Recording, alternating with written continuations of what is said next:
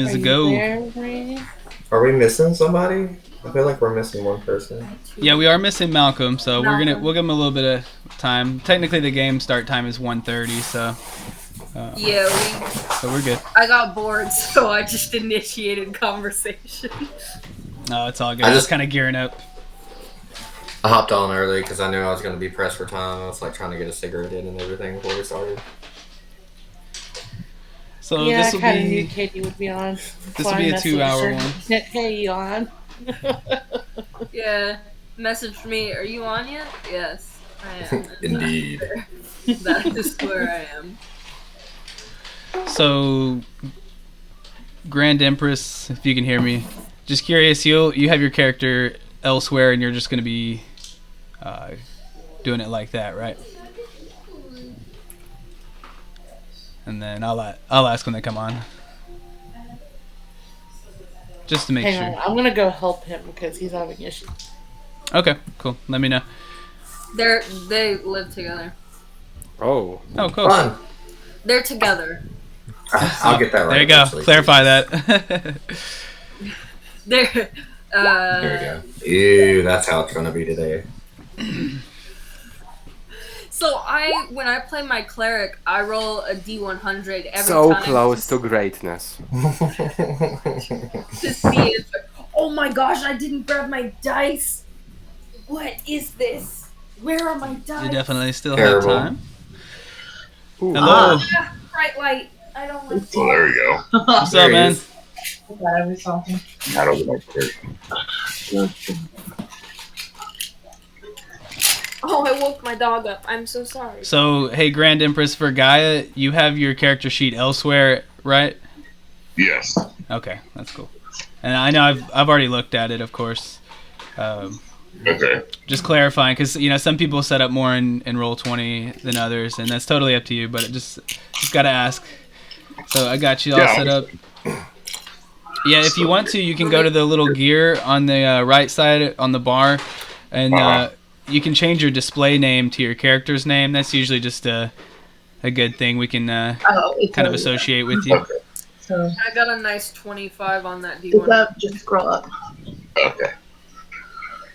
Yeah, give me just a second. Yeah, explaining.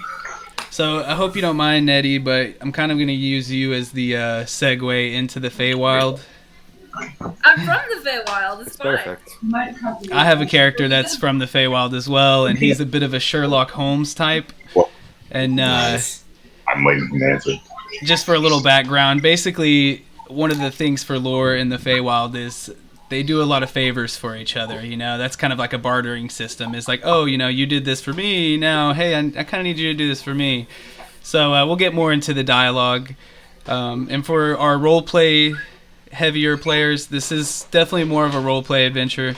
Hence, like this first landing screen that we're on right now will be pretty much our screen for like the first maybe half or 3/4 of the adventure. Nice. And then Awesome. we'll kind of have one map change later towards the end. And just a general reminder, I suppose, is that this is a Liar's Night adventure, which is kind of like D&D's version of Halloween. So, they're kind of big on making sure that everybody's comfortable at the table, and of course, I'm with that as well. So, I'm sure everybody's fine with a little bit of gore and stuff, and that's pretty much all this adventure contains. I might describe some dismemberment or something, or some different kinds of gore or sadness, and of course, if anybody ever has a problem with that, there is some safety tools integrated into Roll20, and we can go over that kind of. But honestly, I think we're all pretty much on the same page. And if you do ever have something that is like, this is kind of teetering the edge of what I'm comfortable with, just kind of like, hey, wave me down and be like, hey, and then this is an open table, no judgment. No one's gonna be mad if someone's like, hey, I'm not cool with that. We'll all be respectful in the end. So just go ahead and get that out of the way. So happy Liar's Night. We're about a month late. Hope everyone had a good Thanksgiving. That's here in America and stuff, at least. Absolutely. Yes. Good times with family, Yeah, I've been doing Uber as my job lately, so I kind of went out and tried to cash in on the opportunity, and it went okay. I'm right there with you, bro. I spent like maybe an hour at my family's thing and then went and did some DoorDash and stuff. Yeah. I had to turn my deliveries off because it kept trying to get me to go to Walmart and stuff. And I'm like, Oh gosh. it was jam-packed the day after and stuff. Like not during Black Friday or the day before or the day after. Definitely not for Black Friday. No. It's No, rough. don't do that. Isn't Thanksgiving next year on Black Friday? Oh, shoot. I think it's every Thursday, the last Thursday of the month, right? Isn't that how it works? I don't remember. I know. It's Yeah. always something or another, right? And this year is funny because I think it was on the 25th, which is like exactly a month before Christmas Day. So I think if I'm right, I thought that was kind of interesting.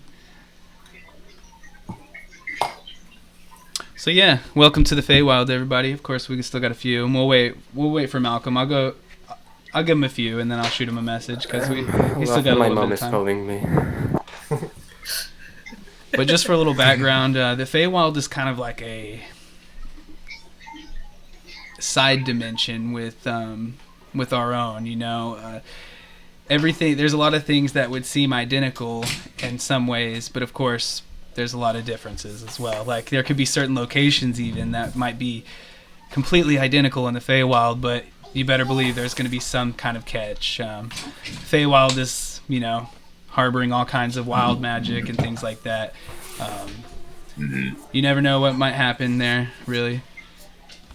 And this Kidnapped. our adventure takes place in quite an interesting place, and of course we'll get there.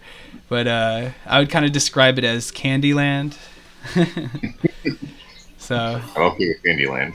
yeah. I could dye people's hair so many colors. Oh my gosh, I have to sneeze. And it's funny that you mentioned that because that is going to kind of key into our segue. I'll go ahead and introduce you guys a little beforehand, but my character is going to be. You might see him in a table. If I can get on a table as a player with you guys, you might see him too. It's one of my PCs, but just for fun, I'm gonna throw him in at the beginning to kind of help get us into the adventure. And he's a Harengon, which is also from Wild Beyond the Witchlight. And like I said before, he's kind of like a little Sherlock Holmes type guy, but he's a ranger, and his shtick is that, you know, he will go to any plane that he has to bring justice. And his name's Pippin Planejumper, so pretty fun there. And yeah, I'll pick back up on there here in about 10 minutes or so.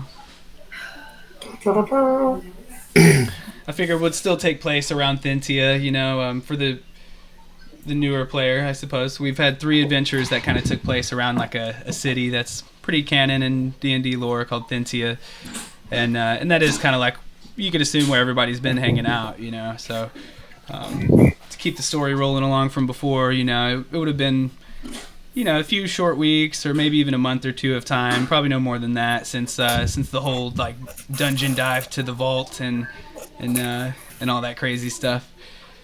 And yeah, so I know I'm trying not to I just want to jump into it, but I'll give old Malcolm a moment. Did we get a long rest from the last time or no? Yeah, so in Adventurers League, every time you start an adventure, you're totally fresh. Okay. Yep. Wait a minute. Wait, that means we take a long rest every time? Right. So in between every adventure, you would assume it was a few days usually, or you at least took one long rest. Do you remember the Feywild visitor? Yeah. That can happen during my long rest. All of a sudden, a humanoid figure with long floppy Fairy ears dragon. appears. A fairy dragon? Visitor is a fairy dragon. Oh, a fairy dragon. I thought you said a furry dragon. I'm like, I was like, oh. he rides on the back of the fairy dragon. Completely different thing. My Feywild visitor is a known trickster. So that's fun. Oh, yay. He comes bearing tidings from a strange Harengon.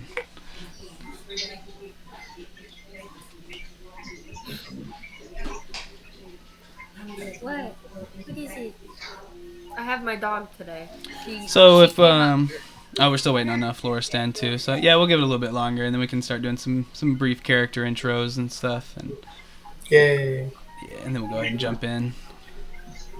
I know we're all. I like this backdrop. This board is dope. Oh, thanks, man. This is actually the.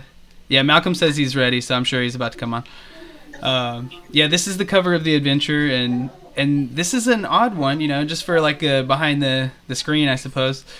The last 3 adventures, they came with some like maps in them that I kind of like ripped from the PDF and imported to Roll20, but this one didn't come with anything like that, so it was all up to me. So that's kind of like I was like, this first part is a lot of role play anyway, so there's no really real need for a map, And then when and if there would be an encounter later, you'd probably want more of a grid to fight on and stuff. So we'll see how it goes. You will remind me, please. What's Are guns allowed in Adventures League? Guns? There's a gun in Fizbin's. Yeah, I've seen some things like a feat about it, the gunner feat and things like that. So I would just have to check if it is. I'd have to look on maybe the FAQ. Or the Dungeons and Dragons Discord has an Adventurers League section where you can ask questions there. I do all the time. So for me, like, I would check the documents, and then if I can't find it on there, I would just pop on that Discord and be like, hey, what's y'all's general consensus on this? Hey, everybody. Hey, I'm on this Discord as well. That's how I found you, after all. I know, yeah. Yeah, it seems like I was just talking to my wife about that earlier. It seems like most people I brought in either through Facebook or Discord. And then there's been a couple, I think, through Reddit. Oh, hey, Brom. Hey, Noel, thank you for reminding me. I just looked at my time. Time zones can get confusing. I remember. Yeah. I remember stressing about it, what time it was earlier, then look at my time, then, oh wait, it's in 5 minutes. No worries, Sure. man. So you were also playing a new character today. Everyone's here and accounted for too. That's awesome. Yes, but my Are other me, one is level Atlas, and 7. Kenna the only repeats today? From the last adventure, yeah. That's right. Yeah. Netty's Hey, losing people left and Atlas. right. He's like, all my friends are leaving. What level is Brom now? They're probably still hanging around. They're just doing some different things right now.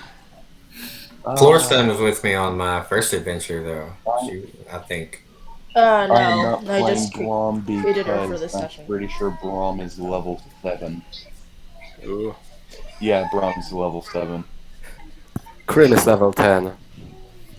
Dang! He's level 10 now? Yeah. Dang! He basically just went off and done the anime training arc with the Hey, Atlas. with the montage and everything. Hello? Probably listening to Eye of the Tiger in the Hey, background. Alrighty, so we have 1, 2, 3, 4, 5, 6. Shut my door, please. I will be back because my brother decided to walk in my room, then leave my door open. Siblings. Right. I am can't his say much, brother. though. I was the younger sibling causing all the chaos, so.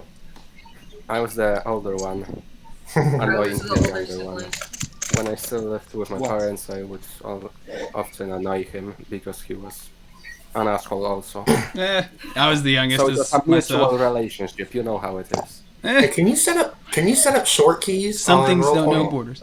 You can. I do have like a link to that somewhere on. I think it's more in the Dungeons and Dragons category than the resources channel. Somewhere up at the top, I guess. There's like a Roll20 cheat sheet. To be honest, I should use it more. There's a lot of useful things on there. So we have 7 players, and the average party level for this is level 3, which is kind of typical for tier 1. However, we have level 14 divided by 7 people in the end, so we're coming out to an average party level of 2. So with that many people at that level, we're going to be considered an average party, so that's good.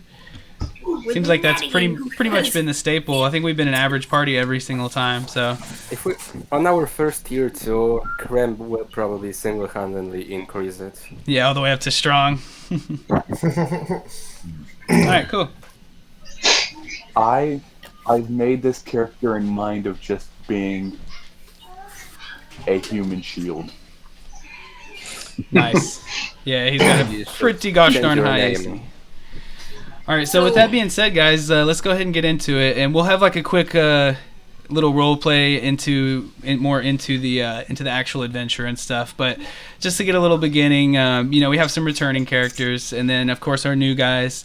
You could assume that you were perhaps friends with one of the other players, or somehow maybe through just being an adventurer, you were introduced to these other people in your downtime leading up till now. So I usually just go by the camera that I can see. So we'll start with Floristan, and if you just want to give us a description of kind of, your personality, what you look like, and of course your race and your class and your level and all that. Got it. I am Floristan. I am a human rogue, and currently I'm level 1. Floristan has dark purple hair with light pink tips and crimson red eyes. They stare deeply into your soul. For the reoccurring players, they remind you of a certain bard. They look very similar. On her hands, you could see rings. She has 3. 2 on her right hand and 1 on her left. Apart from that, nothing much stands out about her. What else? That's really good. So definitely take inspiration too for the mention to Amia. That was awesome. And then so if everybody wants to throw in just an extra little tidbit about your character, I'll award an inspiration here at the beginning of the game for that. So we'll go to Nettie real quick. Hey, what's up? It's Nettie. I'm back. I am a level 4 barbarian. Fairy. Foot tall. White hair. Shimmering multicolored skin. Swirling mist eyes. From the Feywild. And I never know if the information I'm getting is a trick or a treat. We're going to Candyland. It's trick or a treat. Ooh, love it. All right, heck yeah. All right, Mordecai, your grand debut. So, I am Mordecai, a pretty tall human of slim figure who has long black hair and a beard, wearing a red bandana, and also wearing dust goggles.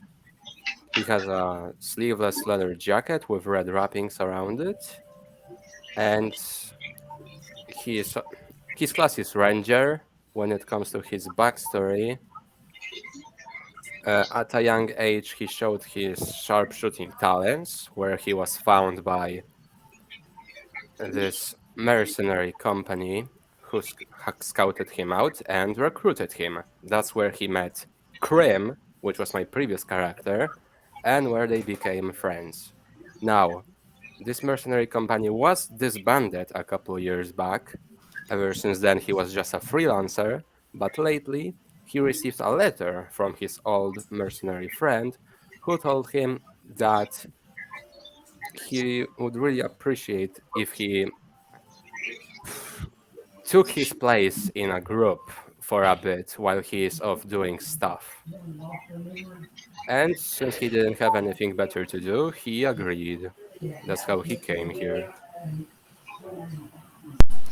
Heck yeah, I love that, man. And I want to say the backstory, you might get a little pull of your heartstring today. And I'll leave it at that.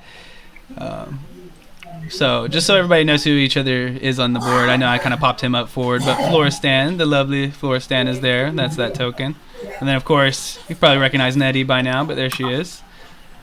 I'll leave that for just a second, and then we'll go on to, I'm going to say talk on, and if I'm wrong, correct me. That's going to be you, Malcolm. Oh, sorry, not used to hearing my new character's name. Level 1 fighter, on Talkon. I'm a Goliath, about 8'7" tall, I'm pretty sure. I don't like showing my face much, and I was found in the middle of a battlefield. I'm here to find out what happened.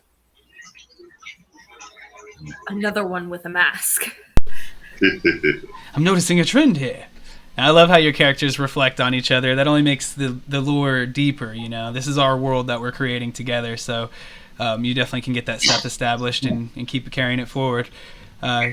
Speaking of going forward, let's move to Atlas. Hello. I am Atlas. So I'm a level 4 Azamir Paladin. My family and I train over direct descendants of Castiel, which is our god, which is a god of protection. And yeah, we were trained in the basic fighting skills that we needed to just, go out and help the people that we were like swore to protect. And yeah, that brought me out here to connect with these lovely group of people. And you have a hatred for doors, correct? Indeed, and I don't like dwarves. Hello. Doors, I can't talk. I can't talk today. Can't wait till we throw some dwerger at him. That'll be his worst nightmare. Jeez. Especially if they try to I shut don't the like door on him. doors either. Doors, we're gonna have some problems if we run into some doors today. I'm just gonna go ahead and throw that out there. Oh, Feywild Don't worry, now. I'll take care of the doors for you. This could be mystical Fey doors. Might just be like, all right, I'll just wait out here and watch, make sure no sketchy people come in. All right, awesome. Everyone's definitely getting inspiration up till now, and we'll go to Kenna. Okay, so I'm Kenna. I'm level 2 now, a high elf druid. She is a sage, and she just wants to know everything she can and get her hands on pretty much any book she can. And that's all I have really about Kenna. Seeker of knowledge. Awesome. Yeah, you would probably fit in very well at Candlekeep. Maybe we'll have to take an adventure over there sometime. Yeah. Awesome. Definitely taking inspiration there. And we'll wrap it up, last but definitely not least, with Gaia. Welcome to the table, man. Hello, thank you. Character's name is Gaia. I am a Earth Ganassi, level 1 bard. Bit of a dark backstory, and kind of to cleanse myself, I'm moved for some adventure. Guess that leads me to you guys. Awesome. Female or male? Female. Yeah, I figured. Yeah. Okay, I very love your cool. voice, man. Very deep. And just so you know, some of our players are getting familiar with this city, but Thintia is like a wonderful city of mages. There's all sorts of fancy delights and also knowledge to be found. Quite a bit of very powerful spellcasters and all sorts of things. And unfortunately, our adventure won't be taking place there this time, but I'm sure we'll be back there again. There's other adventures there. So that being said, we'll go ahead and start off with Nettie. You've kind of gathered your friends together just for a regular old day's worth of hanging out, or maybe training or finding some work to do and stuff. When I'm definitely gonna try to dye one of their hair. Just one of them. I don't know which one. Well, as you're doing that, you hear a voice behind you suddenly, seemingly out of nowhere, and you see a small, about It's Mordecai. 4 foot, Mordecai is 4.5 foot Harangon with kind of like a tannish brown skin, and he's dressed up somewhat like your new friend Mordecai, as in ranger type gear. Although he does also seem to have like a bit of otherworldly aspect, not just in the sense that he's a Harangon from the Fae, but also that he kind of carries himself with a sense of purpose, and he taps you on on your small shoulder and Nettie, you remember me, right? It's me, Pippin. And Yeah, you. Why Well, are you here? I think I'm getting a little swamped in my cases lately, and I gotta ask you if you can help me with a favor. You do remember that one time I helped you find that special flower that gave you that rare pigment that you used to dye the Archfey Queen's hair? And We don't talk about that, but yes. I know she did get pretty upset about it, but hey, I did that for you, and I would do that again, but here I am. I need some help from you now. I have so many cases. There's ogres attacking. Somehow. Yeah, that's not interesting. I know. I'm going to take care of the boring stuff, but I figured maybe you'd like to take a trip back home and maybe introduce some of these fellows to the Feywild. That sounds like a great plan. Well, there's some fellow Herringons, such as myself. They're in need. It's a farm. And it seems like they're being under attack or vandalism of some such, and I haven't been able to make it out yet, but there's some dear friends of mine, and probably distant relatives for all I know. Well, what do you say? They've talked about a reward. They can talk to you more about that. But Nettie... Excuse me, little Harrigan. Are you good at finding flowers, yes? Oh, well, he kind of pushes up like some spectacles. He's like, I'm good at finding a lot of clues and things of that manner, and anything can be a clue. I fly up to Atlas's ear. He's kind of a detective. Oh, never mind. Yes, it is a pleasure to finally meet all of you too. I sometimes pop in from afar, and I have a lot of work to do in different planes, but perhaps I'll be able to join you guys on an adventure. Maybe if you let me dye your fur again. Just a streak, okay? It look nice this time. It's just so permanent. Well, I mean, I've done it twice. You're fine. Okay. It probably won't explode or something like last time, right? Yeah, probably not. That was not my fault though. Okay.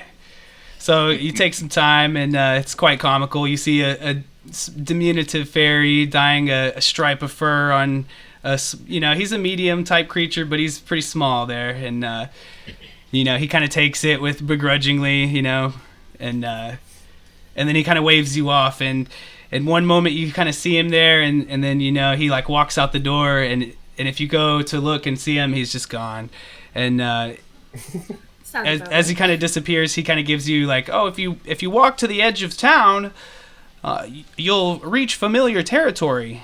Just take your friends whenever you're ready, Nettie. Cool. Hey, that rhymes. Yep. So that's just a little segue, and whenever you guys can kind of gather up and be ready, of course, we had already discussed everyone's going to be at full health and all that, and, if your character has any magic items or anything like that, it's just tier 1, so you can only really have one magic item per character, and yada yada. So if you have anything you want to bust out later, just let me know. But you guys head to the edge of Thentia on a familiar path towards the ruins. When all of a sudden, though, you notice that the grass around you and the blue sky, the tweeting of the birds, everything just starts to just jump at you a little more. It's brighter, louder, and almost immediately you get the sense that somehow, some way, you've just walked your way down a path into a different plane, and you're now in the Feywild. Nettie, you feel quite comfortable here, and your allies, you almost already get a sense of how, where before you thought maybe Nettie was like, wow, she's got a lot of energy, and she's, for this strange creature I'm not familiar with, like, are they all going to be like this? And you see that it's very reflective of the home that she comes from, and it almost immediately tugs upon you and your emotions, anything that might have been on your mind, maybe a past fault or worry, or even maybe an elation from a last victory in your mind, it just erupts. The emotion just fills your chest and blossoms, and you almost are stopped in your tracks before you continue forward. Y'all can talk about that real quick if you want, and then we'll go around the bend. What the hell did you bring me into, Krem? Where are we? Mordecai. What is this? What is going on here? Yo, this is great. This is gonna be so much fun. Maybe not for you, but for me, it's gonna be great. This is the Feywild. This is where I'm from. This is gonna be a great time. Are there any Mordecai doors? Okay, but how does that Not look? for you. Are there any doors? There are doors. Do we have to roll to You get may into hate them? them more. You may hate these doors more. I think some of them talk. Not I think. I know some of them might talk. Maybe. Well, that's just great. That's awesome. fun Mor- time. Cool. Mordecai is gonna take a shot from his hip flask. So as you guys are chatting about the recent change in setting, you kind of come around a bend in the road, and you realize that the grass around you is starting to take on a different kind of consistency, and in the distance especially, you see where this area is starting to be cultivated in some sort of candy-like farm. You see distant fields of licorice whips and candy pumpkins and other things you may have to get a little closer to investigate. You do, in the distance, you can sort of see some figures kind of hustling and bustling about, but in the end, you can tell that the farm is damaged, and you see great swaths of the licorice whip crops. They've been pulled up by the roots. Chunks of the marshmallow goats are strewn around the paddock. Humanoids with rabbit features gather them up and reassemble the distressed, sweet creatures. They're actually still alive, but they're just screaming and bleeding as you can tell that they're in horrible, terrible pain as they've been dismembered, but still alive. But they're reassembling them. And one of the rabbit folks sits on the farmhouse stoop weeping. He seems to be probably the lead farmer here. And next to him, you see his wife kind of consoling him a bit. And you see a smashed jack-o'-lantern right next to him as well. What happened here? Those poor goats. Somebody should help those goats. They are. It'll be fine. They'll be fine, probably. I hope so. They look cute. So you guys kind of approach the gates, and as you do, you get a little bit closer look of the place, and before you can really, kind of jump in, you see on the stoop of the farmhouse, the lady farmer there. She kind of waves you over as she's consoling her husband, who just seems to be a little bit out of it. You hear him wailing, and every once in a while, kind of just mentioning, "Oh, what am I gonna do? My farm's ruined," and things like that.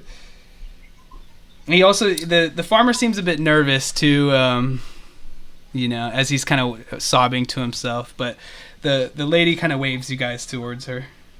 Yeah, I was gonna say, do you think we should talk to his wife instead? This guy seems like he's on the verge of like a just breakdown.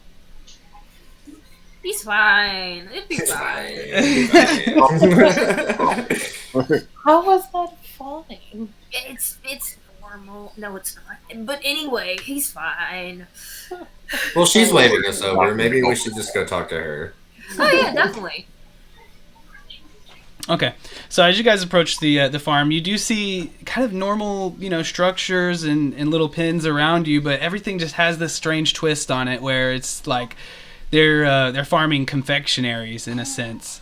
And as you do, the lady farmer, she kind of curtsies towards you and takes a few steps away from her husband, and she's, "Oh, I don't mind him. That's Farmer Fuzzytail, and I'm Goody, his wife. There's been some tragedy here, as you can see. Normally we would welcome strangers with a basket of goodies, but I'm not sure if we can get that for you right now." What happened here? Can we have one of the goats? Have one of the goats. Can I pet you? Well, we could talk about some goodies I could give you guys. She kind of laughs at using her own name.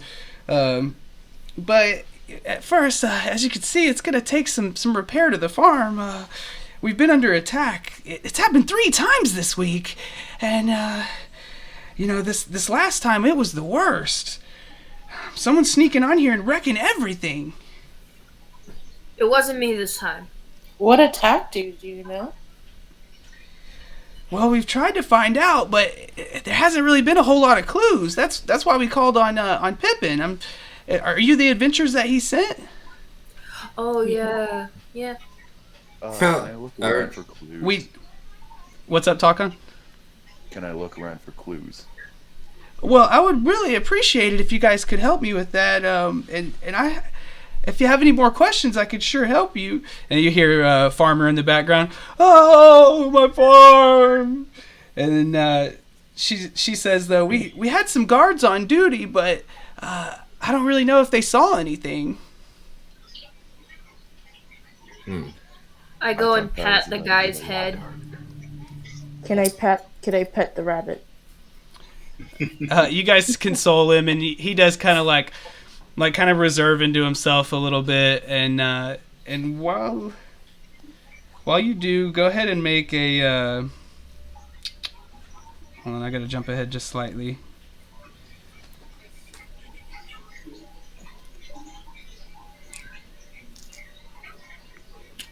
I'm going to assist, so she has advantage. If that's fine. Yep. Who? Me? Hold on, I'm so Me, sorry. little me. I'm trying to jump ahead, that's my fault.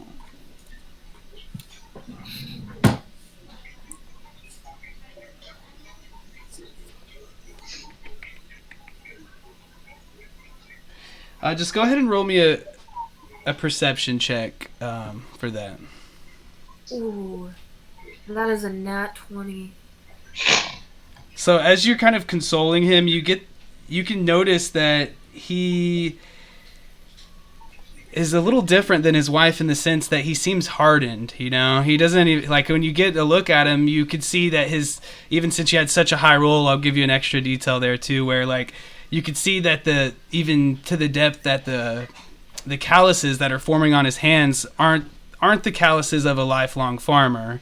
And instead, you see scars and certain things like that kind of dotting his fur, kind of, and you can see bits of his flesh kind of peeking underneath that. And when you look into his face as he's kind of sad, you do get a sense of, like, you know, he's probably seen it or done some things in his time. However, he doesn't seem like he has any sort of bad intentions now. He's trying to lead a good farm life, you know, and things like that. So, that being said, you guys want to take a look around the farm? Indeed and indubitably. Absolutely. Okay, okay, cool. So in order from where you're at, you're in about like the front of the farm where the farmhouse is, and kind of nearby, about equal distance from you, I would say, is a pen for the goats where they're being reassembled. And then you also have a chicken coop kind of off to the side.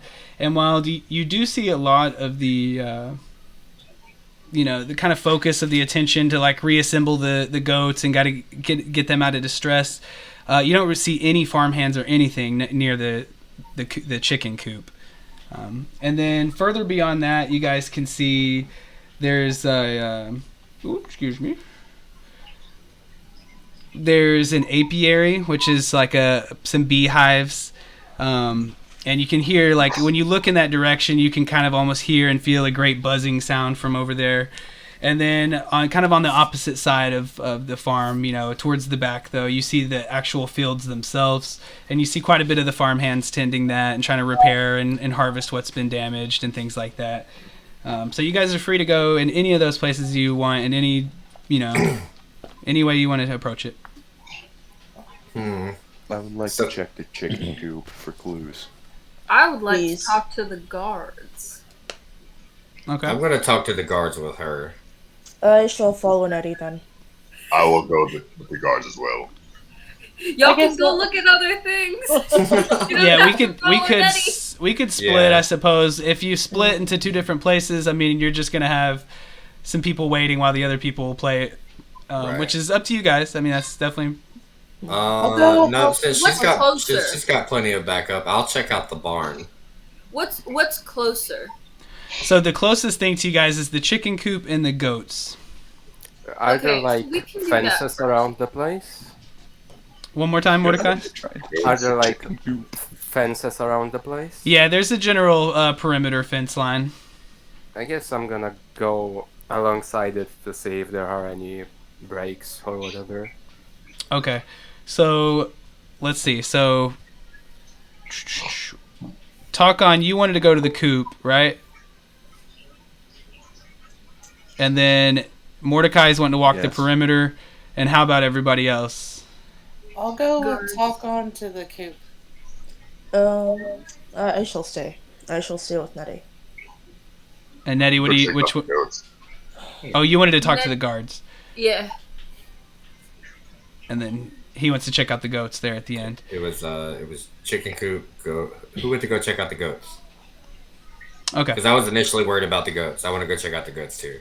Go Come with me. check out the goats. Go check out the goats. The goats. Here we Okay, go. sounds good. Goats, yes. So we'll just take it in order down the line. So first you have Florestan and Nettie together, and they want to go check out the guards. And you might ask, Goody, if you know about that, and she would reply, "Oh well, our lead guard is Skarn, and most of them are in the field right now. That's definitely where you would find him." Cool. So yeah, you guys can take a quick trip through the farm, and you kind of see some people hustling and bustling about. And as before, you can kind of notice, especially after you saw it before, and probably pointed it out to your friends and stuff, that like, hey, these guys kind of got like some scars on them and stuff. Again, you kind of notice that as you're traipsing through, that you know some of the bandit guards and bandit guards. That's like a classic trope. Some of the farmer guards, they're like they have like some scars on them and things like that as you go through, and they also just seem a little bit nervous to talk to you guys. Anytime you're like, hey, where's Skarn or something like that, they're like, he's over there, and then they kind of hustle and bustle about their things. But you eventually do find the man, and he's kind of more of a brawny Harangon. He's got some muscle to him. He wears an eye patch, and his scars are a little more prominent than the others for sure. And his fur is jet black, and he's more than ready to talk to you, of course. Hello. Well, hello. And you see he's kind of a little nervous, but now what can I help you with? Yeah, so what's going on? Like, what's up? What's he saying? What do you think it is that's attacking? Well, I do appreciate you helping us here at the farm. And then at this, he gets like really close to you, like uncomfortably so, and he's like, personally, I think it be the ghost of the Sour Patch Marsh. And you see him like shudder a little bit about that, and he kind of like does a little like motion, probably not across, but something of that nature. What exactly is this ghost? Well, it used to be a witch on the edge of the swampy forest there, and he points out, and you can see beyond the northeast corner of the farm, the land starts to get a little more swampier, and you see some trees and the land kind of sinking in like that, and out that way there's a hut. There used to be a witch that lived there, and she was evil. She would come and steal people if you didn't give her what she wanted to eat. It was like bats and rats and weird things, and now all of a sudden though she's gone missing. It's been a while, but the rumor is she's still there, haunting us still. Witches in the Feywild is never a good thing. If you ask me, he kind of like looks around the farm. This place is cursed. When did it get a curse? Well, it is strange. It's only been quite recently that we're getting these attacks. Some reason she's targeting us. Maybe it's for the goats, I don't know. I don't know if ghosts eats goats, though. Ah, that's a tongue twister.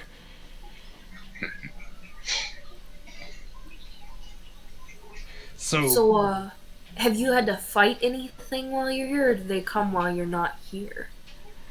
Well, sometimes some things will creep out from the swamp, but he looks at the destruction around, and in the fields you see how everything's just been randomly vandalized, it seems. It's like the licorice whips, the candy pumpkins, there's wrapped hard strawberry candies. It's just a regular old Sweets farm. lovely place like that. And really quick, how about Nettie, if you want to make me an investigation check? Yeah. Can I assist then? I think... Yeah, you can. Okay. Yep. Please assist me. Or if anything, if you want to do one too, Actually, I shall do that then. and then Yeah, we'll you have do a that. group success or +4. fail. So you're kind of depending on each other to succeed.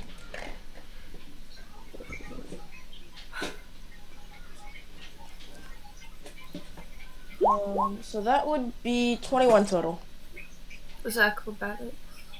Investigation. Yeah. There you go. Yeah. No. I got a nice 2 because I have a -1 in investigation. Okay, so that's a half success in the end. So I'll give you some details. You can get the sense looking around that there wasn't much of a pattern here, and it doesn't look like it was like a bandit raid to come in and like steal everything and take it for themselves. It was more just like wanton destruction and anger. And as you're kind of looking through, you see like some nearly ripe candy pumpkins being replanted that show some damage, and you see the wrapped strawberry candy sprouting from the ground. They seem to be untouched, which is kind of common for that type of candy. But sadly, as you're kind of investigating, you do notice that the farmhands and such that are repairing the place, they've kind of trampled all over any tracks that are around. So it's kind of hard to determine what might have done it from that. And then getting back to Skarn, he kind of sees you guys assessing the place, and he's like, "Yeah, it's terrible what happened here. Farmer, he's been good to us. He's always been a good leader for us, and it's a shame. I was honestly the most worried about his daughter, though, Miss Ella Sand. She's an impressionable youth, but it looks like she was untouched during the raids, so that's good. I tried posting some guards, and they must have gotten snuck past, or must have just fallen asleep or something. I mean, our lives have been pretty lazy, I can't lie, around here." All right. Is that about all you guys would have for him? Yes. Is there any mashed thing around? You can see like some mashed up pumpkin off to the side, the candy pumpkin, and Does it have color? yep, you're able to harvest some orange pigment. Hey, Florson, can I dye your hair orange? Not orange. What about the tips of it? Pink or purple. Choose one.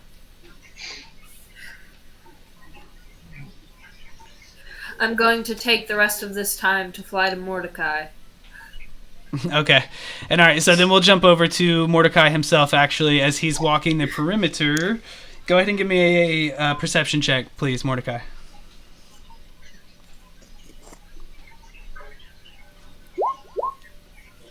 That's a 10. Okay. So as you're assessing the perimeter and walking about, you can easily see that in the northeast corner towards the swamp, there are some scuff marks and broken branches. But you're not able to really locate any tracks or anything like that. You kind of get the hint maybe something could have kind of came through here in a rush. But that's really all you're able to determine. And that's like in the northeast corner towards the swamp. And then, yeah, you kind of walk the perimeter, and that really seems to be the only thing of note as you do that. And then as you kind of finish up back where you started, Nettie kind of floats up to you. And, we'll just go ahead and jump on to the next, just to keep everybody involved, though. I know that was quick, Mordecai, but definitely useful. That's fine. And you can walk over to another group, too. I would suggest anybody who finishes up kind of make their way towards the goats. And as they do, the people that started at the goats, they'll definitely have first, talk of the area, and then the other people will kind of arrive a moment later to help out if they need to. Dye Mordecai's hair. All right, so you're dyeing Mordecai's hair, and then Takan, you were wanting to go to the chicken coop, correct? Yes. And you're the only one, right? The other three were going to the goats? I'm going with him. Okay, Kenna too. I'm sorry. So you got 2 to there and then 2 to the goats. Gotcha. Okay, so you guys walk a very short distance as everyone kind of splits off into their different duties that you have determined. And you come across a pretty characteristic chicken coop, but it is eerily silent. And you do get the sense that no one's been in here since the attack has happened at all. It's oddly quiet, and all the commotion elsewhere on the farm, no one's really thought to investigate here. And you come in, though, and the coop is completely empty. Someone's stolen all the chocolate truffle chickens. So I'm going to need you guys both to make a perception check. I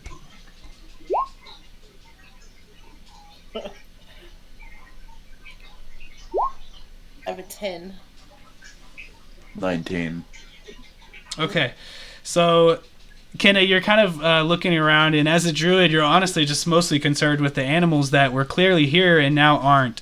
And you're starting to kind of piece together a couple of clues that you bring to Talk On. And Talk On, you kind of take a step back at the front of the doorway, and you just kind of like fold your arms, and through the visor in your helmet, you're just doing a wide sweep of the area, and the whole story unfolds before you, it seems. But what you really notice is a lot of spider webs underneath some of the coops inside the building. With that being said, Did you just say spider? Spider. And then Yes. with that, I'm gonna go. Since you had the higher roll there, and you guys definitely worked together to find the spider webs. Talk On. Can you give me a investigation check? And Kenna, if you want to assist, he could do it with advantage, Yes, I'll assist him. since she had a pretty good roll on helping find things. With advantage, 10. Okay. As you're looking around, you Being see a detective, my investigation what sucks. could only be the remains of the animals. They've been shattered into so many pieces. It's hard to determine like what would have done it, but you could see like fragments of like a chocolate shell, kind of like an Easter egg type thing, where it's hollow in the middle, or you'd assume that it probably wasn't hollow in the middle for a living chocolate creature or whatever, but you're just seeing the outer shell kind of in pieces, and that's all you guys are really able to determine from this building. And you guys can kind of start walking out, and you see that most of the commotion is based around the goat pen, which is where we will meet Atlas and Gaia. They've already kind of jumped into it, and almost immediately you see kind of a smaller female Harangon, resembling her parents, Goody and Farmer. They all kind of have lighter fur and things like that, and she's kind of like a good little mixture of the yellow tan and the grayish of her dad, but you see she's working on reassembling a disgruntled marshmallow goat. It's kind of kicking and baying, obviously in pain as its body's been shredded to pieces, and kind of some marshmallow goo is kind of oozing out from different parts. She's using she has a torch, and she's trying to stick the torch onto one limb and then kind of stick it on back onto the goat really quickly before it dries, and it clearly hurts the animals incredibly. They're just screaming out in pain. And yeah, you guys can approach her if you like.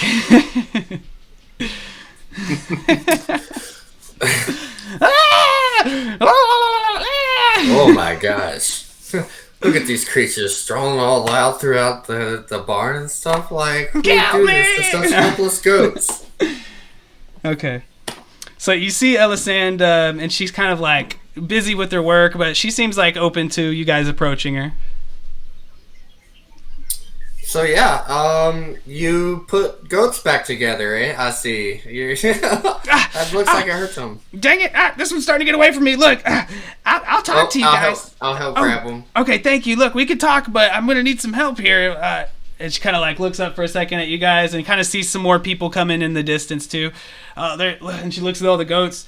With your friends there, I think there's gonna be one for each of you. So just jump in here and good luck. Just try to stick them on, and if you don't do it right, they might burn up. Be careful. And as you see, she kind of is like starting to sticks one of the limbs on perfectly, and then you see like the goat kind of soothe itself a little, where it's like, a bit of relief. So yeah, she's more than willing to talk, but she definitely would appreciate some help first. So we'll start with you two, and then as you guys are kind of wrapping up, your friends will kind of come in, and you can kind of ask them to help. So Atlas, can you please make me a dexterity check as you're trying to attach the limbs to this goat? There are 5 limbs. You know, it has 4 legs and a head, and you're trying to stick them all onto the torso. So you have 5 dexterity checks you need to make, and you can flavor it as we go as to which limb you're sticking on and how, you know, we'll work together on that and all that stuff. So yeah, however you want to start, you can either use kind of water or fire, however you see fit, to kind of like mush up the marshmallow to stick it on there. Okay. I will be using fire. Let's go ahead and let's get his head back on. Okay, starting with the head. That's dexterity? Yes. So that's 18 plus 1, that's a 19. So you see the marshmallow on its head start to turn almost a golden brown as it's starting to crisp a little, but you realize, oh, it's perfect, just like a s'more. And as the thing's like bleeding out in your face in terrible agony, you kind of just stick it back to its torso. Oh my God. Successfully. And then it like gives you a big long lick across your face in gratitude. That's what we like. All right. And then, all right, how about number 2? All right, so we'll go for front left leg. All right. That's going to be an 11 plus 1, 12. Okay, and this is, again, you kind of like, as the creature's kind of happy for 1 second, it realizes the job's not done, and it really is just a head on a torso. So you're able to kind of like flop it back on its back, and it's starting to try to roll around. You got one arm kind of pinning it down with the torch in your hand as well. You stick the marshmallow to the torch, and it starts to goo up, and you stick it on there just right. Perfect. Qualified surgeon here, ladies and gentlemen. Back up. I got 3 more to go. So in reality, we need at least 3 successes. So if you get this next one correct, then you pretty much got the formula, and you can get the other ones on there without issue. Okay, here we go. Let's go, baby. So here it is. Big roll here. Big money, but no whammies. All right, 15 plus 1 is a 16. So yeah, again, at this point, the goat has trusted you and actually starting to love you even a little, Atlas. And it kind of like actually just starts to flop back and remains motionless. And every once in a while you see it wince a little bit as you're kind of operating on it. But it's pretty quick before you're able to finish the job, and it gets up happily and starts bounding around again. And in the meantime, let's go to Gaia. So this will just be a dexterity check for you to start. And you can say, you know, the head, the limbs, however, which way you want to start. I'll go with the head. That is a nat 20. Nice. I'm sorry. That's awesome. So what limb were you going for, or the head, or however? I'll go with the head. Okay. So yeah, just as before, you know, you kind of have to like set some of your gear aside, like your instrument, and kind of brace yourself a little bit, and using mostly you know, where Atlas was kind of combining some of his strength with his dexterity to get the job done, and maybe a little bit of even of his animal handling there. You're kind of relying mostly on your dexterity and maybe even kind of humming a little tune to it to kind of lull it as you just perfectly stick the head on, and it just adheres nicely. Not too crispy or anything. And then if you want to make a second one for one of these limbs. Sure, we'll do.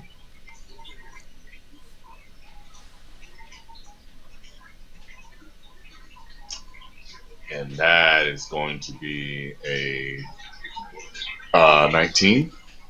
Nice. So the goat does start to thrash a little bit in your grip after the first stick, but as you kind of start to hum a little louder, maybe even to kind of boost yourself a little bit in the moment, it kind of has a soothing effect on the goat as well, and you're just able to get the limb stuck on there correctly. Good. And then all right, third and final one. Let's see. Third and final one. Unless you don't get it, of course. Ooh, it's gonna be a nice 3. Okay, so you're feeling pretty confident on this one, and the humming that you're starting to ring loud in your ears, and before you realize, you got a little carried away on the third one, and the limb just kind of starts to blacken underneath the torch, and you hurriedly try to stick it onto the goat, but it's clear that it's like just turning into a goopy mess underneath your hands, and you kind of have to just like fling it to the ground before it burns your fingers. And the goat like looks at you with tears in its eyes, screaming, "Why? Why?" But all right, you got one more you can do there. All right. I'm so sorry. I think you owe that goat a prosthetic leg. All right, that's gonna be a 15. Okay, so on this one, you're quite determined not to bring any more pain to this creature. That's just not who you are, you know. And so this one, you make sure to hold it just the right amount of time, and then you stick it on there, and then after that, you feel pretty confident, and the thing starts bounding around, happy and healed up. Okay, and as you do so, your friends start to arrive. So everybody will get a turn at this. And I guess we'll go ahead and start from the right to the left this time. We'll start with Kenna. If you just want to go ahead and give me a dex check. Okay. You look like you didn't want to go first. Oh! Oh no. Oh wow. Okay, let me see. No. That's a 2. Okay, what part of its body were you starting with? I was trying to put it. Don't say the head. Don't say the head. Oh, with the head. Hey, if you were thinking the head, it's okay. It's okay. It won't be an instant fail if it was the head. Which one was it, Kenna? Leg. Okay, so the leg, you run in there and you kind of walk up and you see how some of your, you're not terribly familiar with them yet, but familiar enough to walk up to them and kind of be like, what are you guys doing? And you kind of see, and Ella's like, well, hey, welcome, y'all. Take a go. Help me out. And there's some weird stuff happening. I'd love to talk to you guys about it. My parents won't listen to me, but if y'all will, just help me get this job done first. We're putting goats back together with blowtorches, so I'm down to listen to whatever. Okay, so if you guys don't necessarily have to help if you don't want, but as you bound up and you start jumping in, there's a goat for everybody, of course. And with your first stick, you're pretty confident on it, watching them, seeing how they're doing it. And like you're watching Gaia as he's kind of wrapping his up, and you don't realize that you're still holding the torch to the leg. And then you look back and you're like, oh crap, and it's just completely blackened. You're like, ooh, sorry. And as a druid, it kind of hurts you a little more just to know that you brought a little extra pain to this creature. But you definitely got another chance. Okay. Well, I'm gonna try. Maybe one. Gaia's a sheep. Legs. Okay. So I'm gonna try another leg. I got a 19 plus 1, so 20. Okay, very good. So yeah, you learned your lesson from the first one, and this time you're not looking at your friends. You're focused on the task at hand, and the goat's bleeding in your face. Pleading, if you could say bleeding, whichever. But you kind of successfully stick the limb back on, and can keep going. Okay, and then I'll try to put its head back on, I guess. All right. And I got another 19, so plus 1, 20. Awesome. Okay, so yeah, on this one you kind of change your tactic a little bit and take the torch to where the head is going to go on the torso, and you kind of lightly stick it on there for just long enough to get it real soft and sticky, and then plop, you just plop the head down on there, and it kind of bays or bleats at you happily. You give him a little kiss on the side, and it tastes kind of sweet actually, and yeah, you can take the next one if you like. Try again? Okay. Yep, you got one more success if you can get it, and then you'll kind of have figured it out. Okay. Let's see if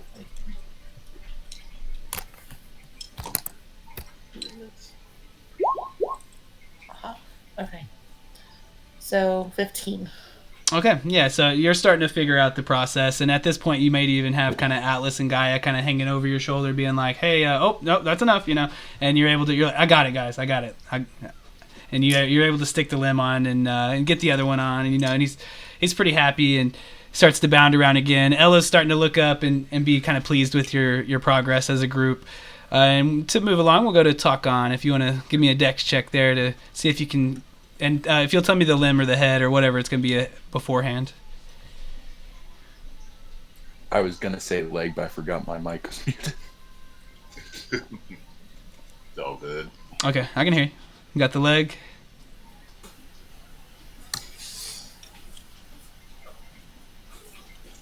What was your roll, Talk-On? Oh, 11. I forgot you don't see chat. Yeah, I try to keep it down. So you're good, man. You're kind of just with the leg. So you got this big kind of torso, but you're pretty strong. It's not really too hard for you to kind of lift it. In one arm, you're kind of holding around with the torch, and you just stick the stick the flame to it, and then just stick it on there. It struggles a little bit in your grasp, but you know, maybe you either just hold on to it, or maybe you kind of give it a little pat to console it. That's up to you. And you can try again. Don't worry, little one. If this fails, don't worry, little one. If this fails, you can use the torch as a leg. It looks at you confused. Huh? 9. And unfortunately, it does fail. You kind of like jokingly stick the torch up to where the leg's gonna go, like just joking as if that's gonna be its leg, all like a peg leg. You're kind of laughing to yourself before you realize, oh crap, I actually burned it a little. And when you try to stick the leg on, it just kind of oozes and drips all over the leg, and it becomes this like big molded mass in your hand. And you realize it's kind of useless, other than maybe taking a bite out of. Which you could do, and you could also take your next dex. You gonna do another leg or the head? You know what? I'll do the head, and if this one fails, I'll just eat the goat.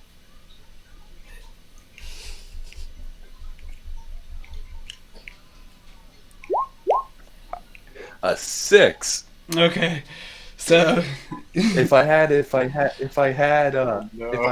where the bonus, the other one was a nat 20.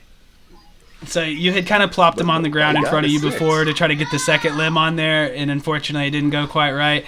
And then you kind of look back behind you and you see the head kind of flopping around on the ground, and you're like, oh, I guess probably time for that. And so you grab the head, you start to hold the torch to it, and the eyes, as you're kind of just like having the face looking at you with the torch behind it, and the eyes are kind of like looking at you in pain, you know, and you're thinking that's normal. They've all been doing that. Before you realize, oh, I think I got the torch a little too close, and the eyes start to bubble out at you as the face starts to melt and boil, and it kind of just slides down as this white slime down into the grass and mud underneath you. And as it does so, the rest of the pieces of the goat just kind of flop over, and the thing is dead. I think you did. Can I eat it? Can I eat it with Can we have that one? He messed it up. You You guys start to like taste it a little bit, and the farmhands look at you in like horror, and they're like, we usually prepare it first. But with that, It's Mordecai, prepared. let's see It's how you do. Can't let it go to waste. Goat to waste. Oh my god. Oh, yes, bada You can tell he's a dad, ladies and Right, gentlemen. you are Thank you. that. I mean, I was like spring loaded on that one. Yeah. So what'd you get there, Mordecai? I'm sorry. I forgot that you are a dad, so it checks out. Dad jokes. What was your roll there? Oh, it's Mordecai's turn? Yeah, Mordecai, you're up, man. Oh, my bad. I'm sorry. I heard some bloops. So what do I see at this point?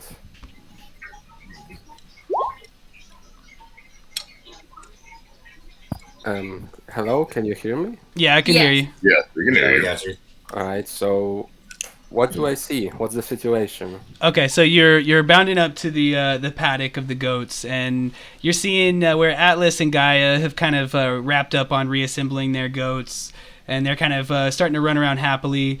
At the time that you're walking up, maybe Kenna had just arrived before you, and she's kind of getting started on reassembling hers, and you kind of see that, you know, she kind of had to get the grasp of it at first, but she's starting to catch on and get the job done. And you kind of hear Ella Sands' call from before as she was calling out, like, "Hey, you know, if y'all could help me out, we could talk about this spooky stuff happening." And yeah, you see a goat kind of laying in pieces in front of you. Takon kind of is there too, working on his goat. He's kind of got one limb stuck on, but you kind of see him struggling a little bit. And as you get yours underway, you kind of hear a yell of triumph from Kenna as she kind of releases hers. And then, you know, as you're kind of attaching or not the first limb or two, you hear a conflagration come from nearby as Takon, unfortunately, like just melts the head of his goat. And with that, you could jump into This white goo is pretty roll. good. You should try it. Oh, there's goo. Let me try. Oh, is this the goat we killed? Yay! How's it taste? Poor thing. Oh, it's so sweet. Let's give you a taste of that. Not bad.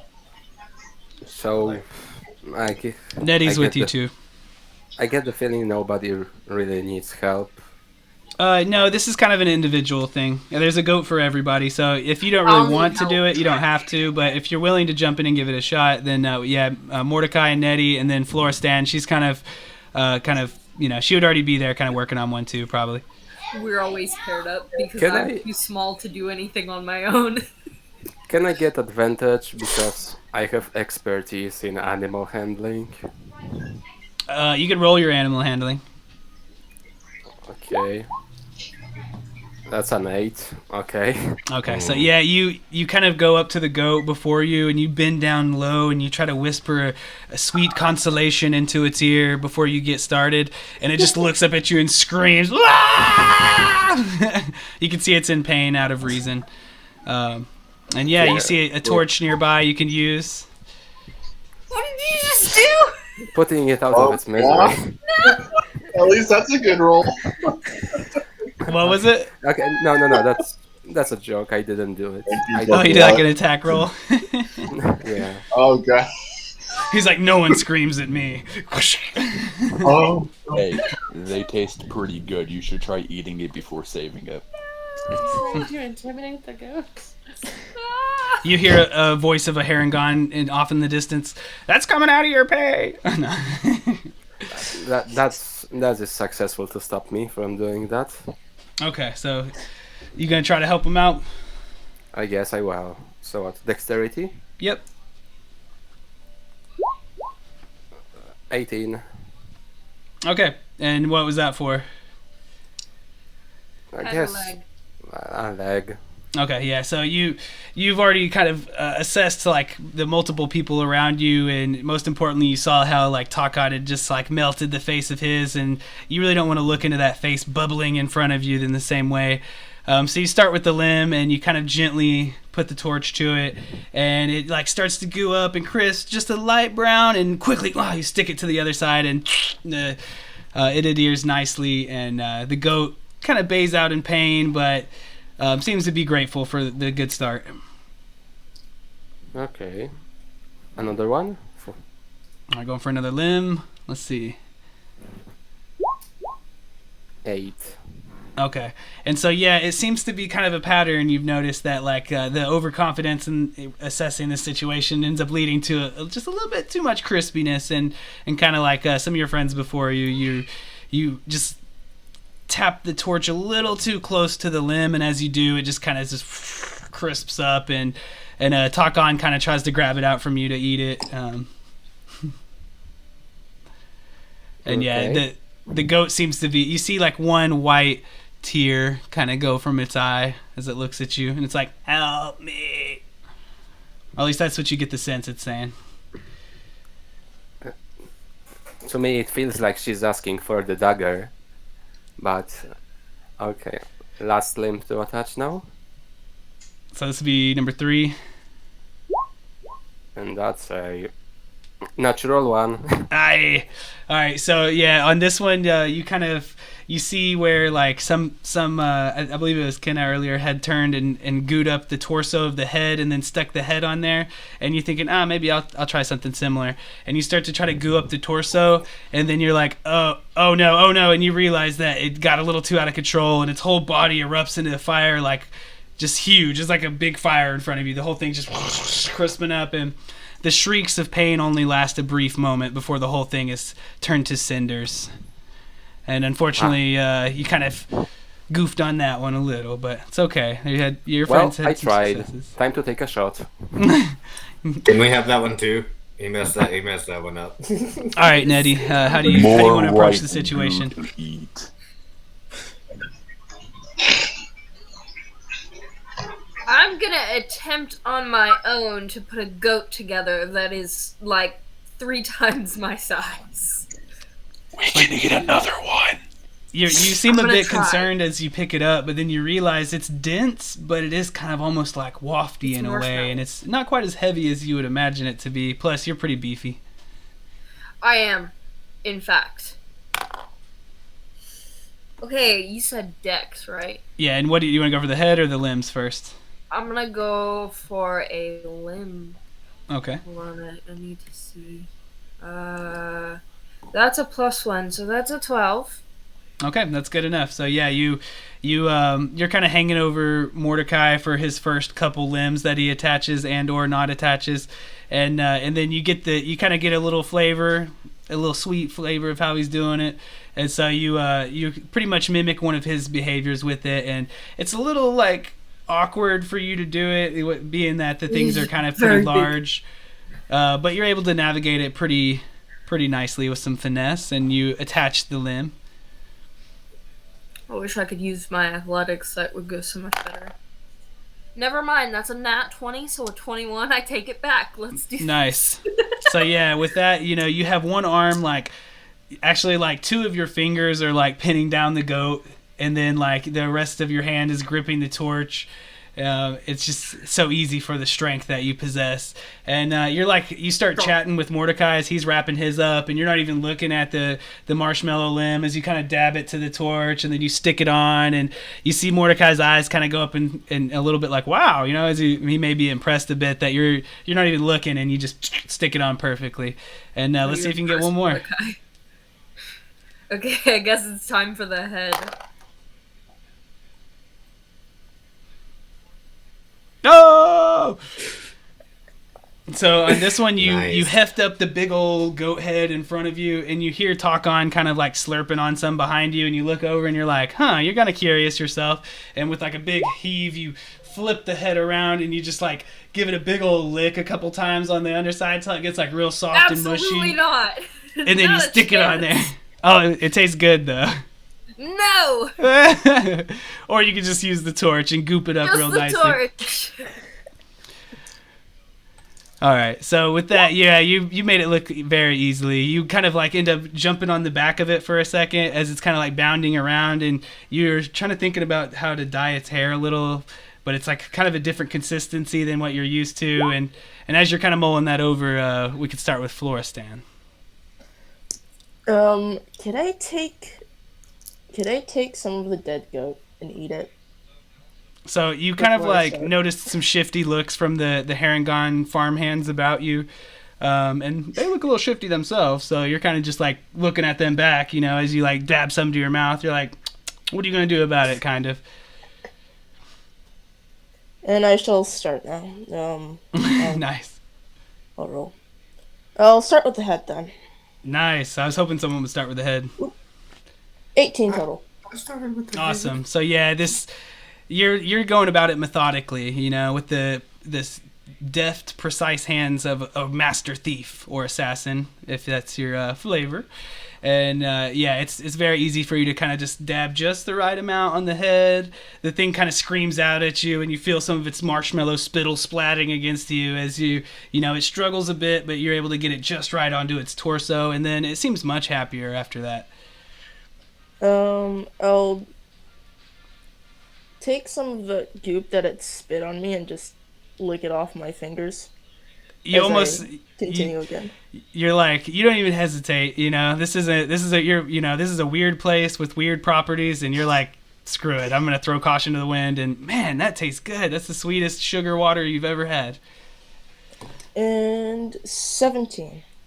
And as you're doing that, you just feel almost a little bit of sugar adrenaline coursing through your body, and even just as precise as before, you're able to just kind of light up the end of the limb a little bit. The goat's kind of struggling under your grasp a little, but really not too much, as you're able to deftly just stick it on there. And then let's see, that's 2, right? So Yep. we got one And more. for last one, what is that? Ooh, 5.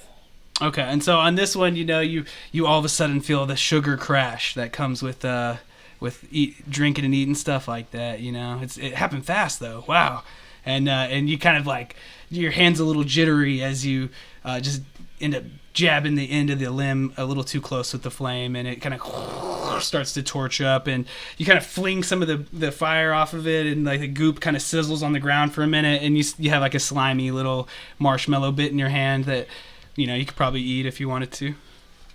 I'll just shove it in my mouth as I do the last one. Okay, so mouse chomping along with this like sticky goop. It's really good. You're like, man, this needs some chocolate. 15. Florstone, if you're hungry, I have rations on me. If you... I found some chocolate made And of just chicken speak soup if you want that.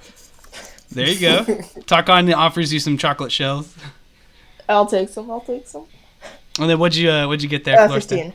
Okay, yeah. So as you know, you take that chocolate shell and you kind of mix it to make a little s'more for yourself, and again that sugar boost. You feel alive, and you're able to just and then stick it on, and then the second or the last limb, I should say, after that one, it just goes on really easily, really nicely, and again you have most of the goats running around pretty happy. A fire starting to dim out from Mordecai's end, and the slimy goat head from Takon is almost nearly consumed. As Ella Sand kind of approaches you guys, and she's kind of trying to wipe some sticky marshmallow off her hands. And she's, well, it's okay that a couple of them got burnt. I mean, they would have died anyways, probably. But I really appreciate you guys for helping me out. Yeah. Yeah, we do what we can. A couple of us are pretty good at it, but We did our best. Can I lick the rest of that marshmallow off of her hands? This Sorry is a child. about my friend. She's like, hey, I was saving that for me for later. That's mine. Don't tell Pop though. He doesn't like it when we do that. I won't tell about y'all eating on some of them. Yeah, just as long as you don't tell them we ate a couple, we're good. How do you get the go off of helmets? I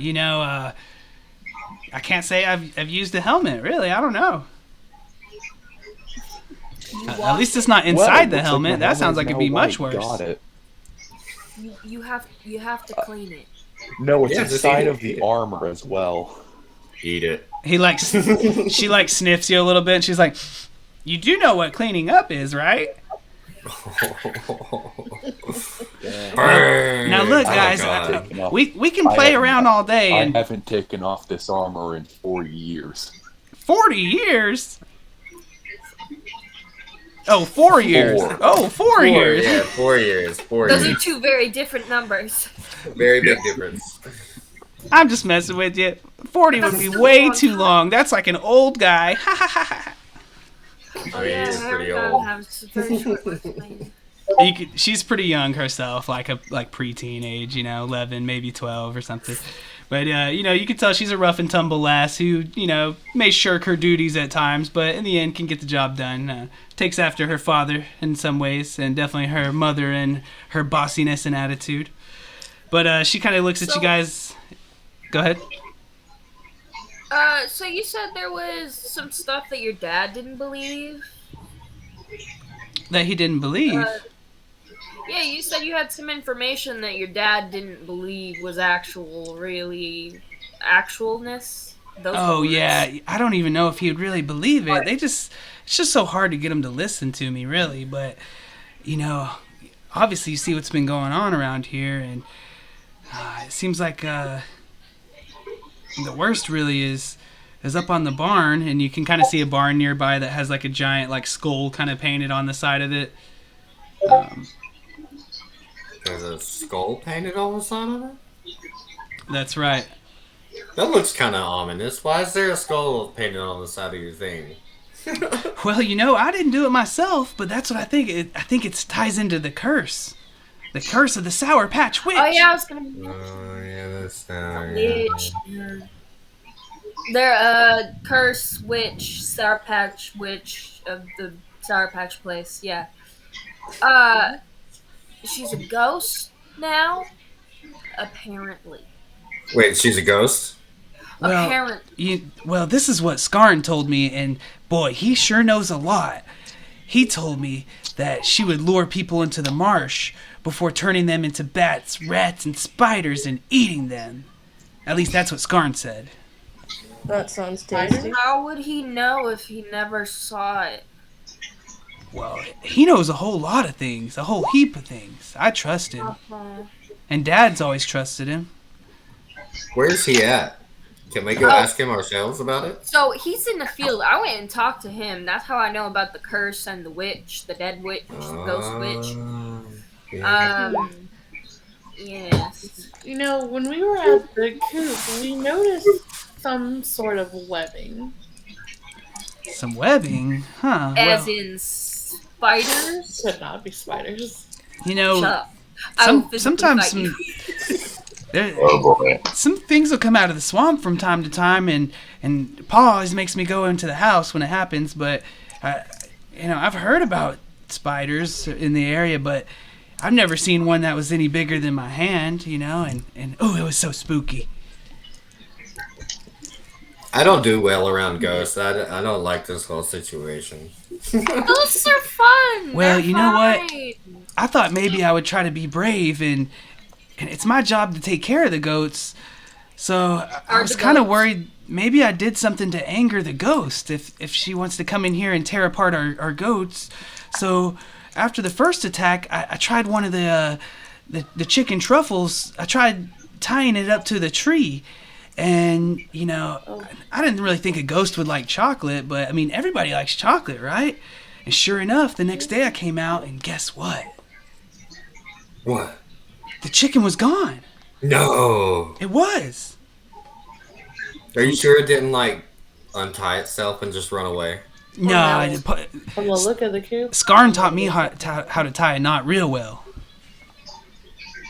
Yeah, okay, but did anything else get hurt? Well, you could see the barn here someone vandalized. To be honest, I think it looks kind of cool, but it is a little scary. And I haven't really looked at it too close yet, but there's that. And then, the crops got kind of damaged. And it does kind of wonder, what would have done this to the goats, too. Have you heard of or seen anything other than this happening around? Maybe not in the surrounding farms, but, this is our third attack this week. So it just seems to be specifically getting you. Your farm. Yeah, Scarn says we might be cursed. And then Takon, I got you. Takon, Okay. Give me an investigation check. Of course, you choose investigation. Also, I lagged out, so I have to pull it back up. And it's not loading. That's awesome. Just wait a sec. Okay.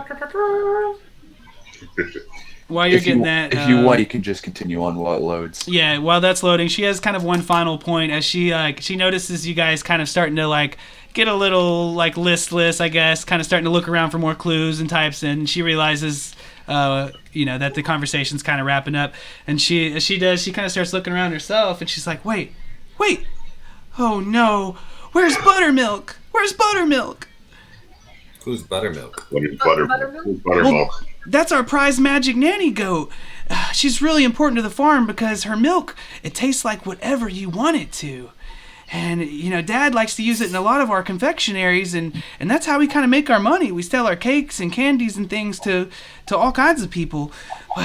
Without Buttermilk, the farm's going to be ruined, and Dad will be disappointed in me. Guys, I don't think they're cursed. I think they're getting attacked by a rival. More than likely. Well, I'm too young to understand what holding a grudge and things like that 16. are like. Okay, so you got a 16. That is actually pretty gosh darn good. So as you do, you kind of you hear what she says there. Talk on, she's talking about how the prize nanny goat is missing and how its magic goat milk tastes like whatever the drinker desires. And as you do, you kind of wander over to the barn. You see where the skull is painted in melted candy, and it's been washed away by some of the other farm hands while Ella was trying to reassemble the goats. But you can still see the faint markings in the paint of the barn. And as you kind of look a little bit closer, you notice that the skull has 8 lines coming from it, 4 on each side of the skull, similar to a spider leg. Hey, excuse me, Noel. Yes. None of my character sheets are loading. You did. You reconnected, right? Yeah. F5. Yeah. I would just try to reload or something. I'll try to pull it. I think it's pulling up for me. Let's see. And I just did Control F5 and it worked. Okay. Cool. Yeah. No. It's now loaded up. Thank no you harm for in whoever pausing for said the cause. F5. You always got to have everybody on board. So I don't mind when we got to kind of pause for the Roll20 stuff. It's okay. We'll kind of all hang out together on that. But yeah, so that's kind of what you've discovered from that, is that it seems to be like spider legs coming from the skull, and then that's pretty much all you're able to determine from that. And you guys have pretty much got the gist of what you can get from Ellis. And now she seems in incredible distress over the goat. And she's like, "I'm sorry, I gotta go look for her." And you see her kind of start to wander around the farm, like checking places where she. Dead. Huh? I call out to her. I think she's dead. Oh, we didn't kill her. Hopefully. You see her eyes like go wide in terror, and she's like, "Ah!" And she like starts frantically searching around even harder, like, "No, she can't be dead. Dad'll never forgive me. I'm supposed to watch the goats." Just freak out the little girl. not Way to your go, fault. Betty. Listen, you want her to search around for a goat that doesn't exist, that one of you ended up eating. Well, I mean, we basically got the information out of her. She could have went her merry way. Okay, so Just you guys have because I have melted goat on my helmet. You guys does have not pretty mean I much ate it. explored the whole farm. There is the apiary still. There, you can check that out if you so With choose. the bees. Huh? Let's look at the bees.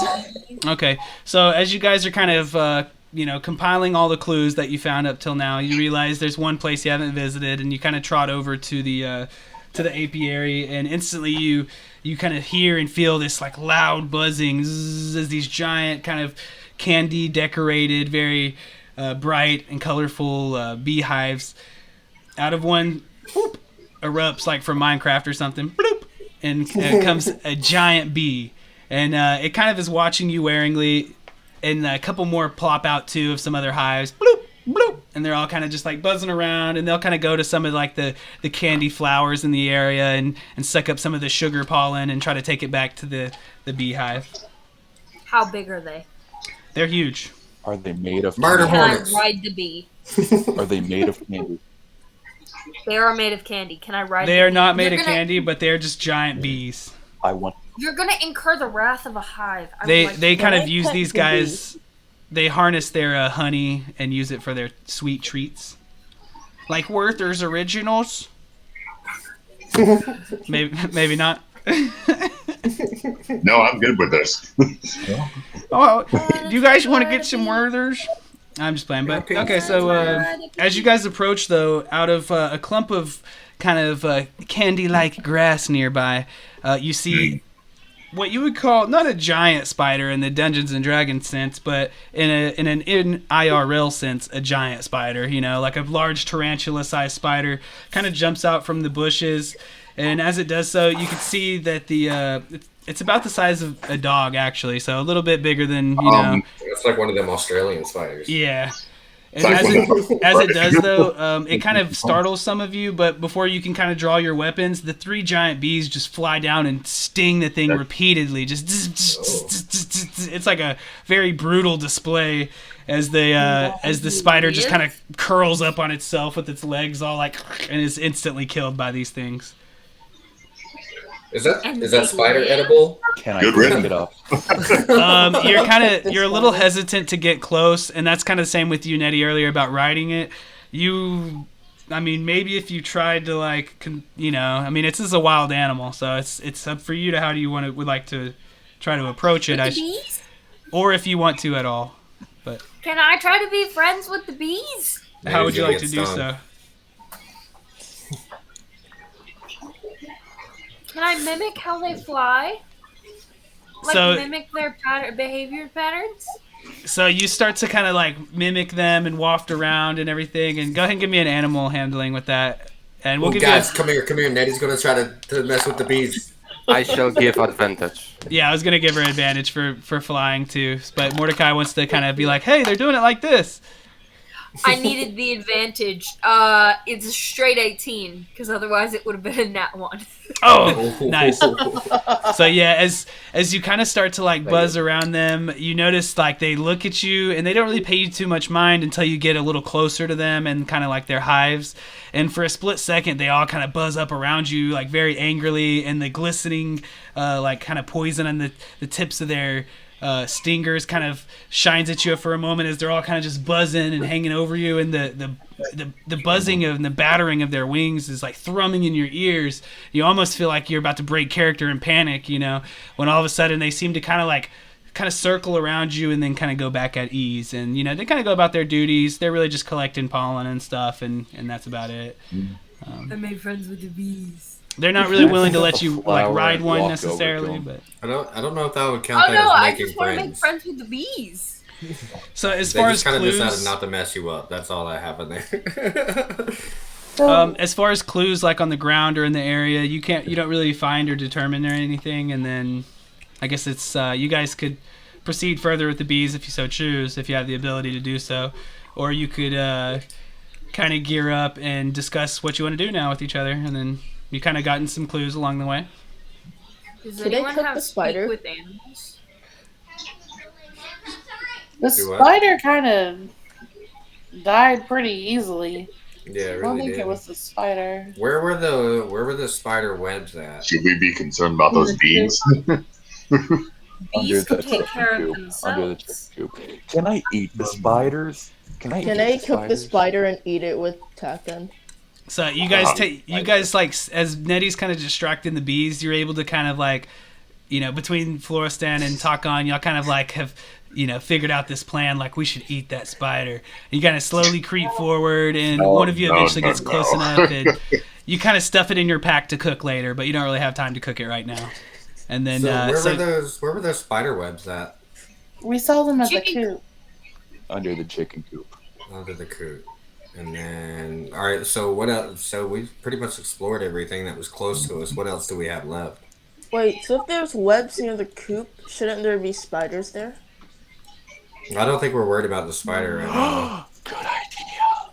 Yeah, then we get more, right? Oh, you Can wanna I get see more if food. I can bring some of the bees to the chicken coop? But like not bring them, but like have them follow me? you feel like you'd have to have some kind of more Good idea. control We can over eat the them to do bees. something like that. Does anybody have speak with animals? Nettie, if you can bring them, we can eat them. Can you enchant the bees? I don't have. Oh, she's looking. I mean,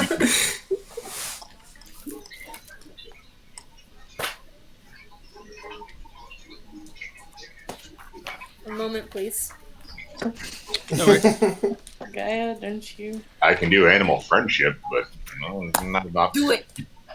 Oh God. Right? Do it now. Bring them and then we can eat them. Ray, I gotta be friends with the bees, right? Yeah, you I mean, can. they do kill the spiders. Pretty You can easy. tell that if you don't have any kind of magical way to communicate or control them in some way, that you're gonna be hard pressed to get them to do anything. They're pretty wild. I mean, I can get them to not fuck with us, but Yeah, they're not evil Oh, yeah. creatures by any means either. They're not like threatening you, wanting to fight. They're protective, of course, but yeah, you know yeah. So if there's no way you can communicate with them really, then that's kind of going to be it for that. yeah, it's not gonna happen. So just to kind of prod things along, Mordecai, what did you find out earlier? You want to share with the group? Sorry, I got you mid bite. My bad. He's got marshmallow I dyed on his his mouth. Give him hair. 1 second. I dyed his hair orange from the pumpkins. It's flaming hair brilliantly shining out. So, Hey, did you get your hair done recently? wait, did I? No, where did that get? That's weird. Anyways, Crazy. so, was it northeast? That's right. So, on the northeast side of the farm, I found a section of the fence that was broken, leading into the forest. Is that right? I Yeah, have a yeah. feeling something might have happened there. We should check it out. Yeah, we This could one's- totally go check that out. Yeah. Let's go. So he takes you guys back to that spot on the perimeter where you can tell something kind of crashed through. And from some of your guys' conversations earlier with Skarn and also with Ella, you know that this is the way that they were indicating that goes towards the swamp and to where potentially this ghost of the Sour Patch Marsh might be potentially. Would you guys like to try to dive in the trail? Well, it seems like all the arrows point that way, so I'm not leading. I have terrible. I'll lead.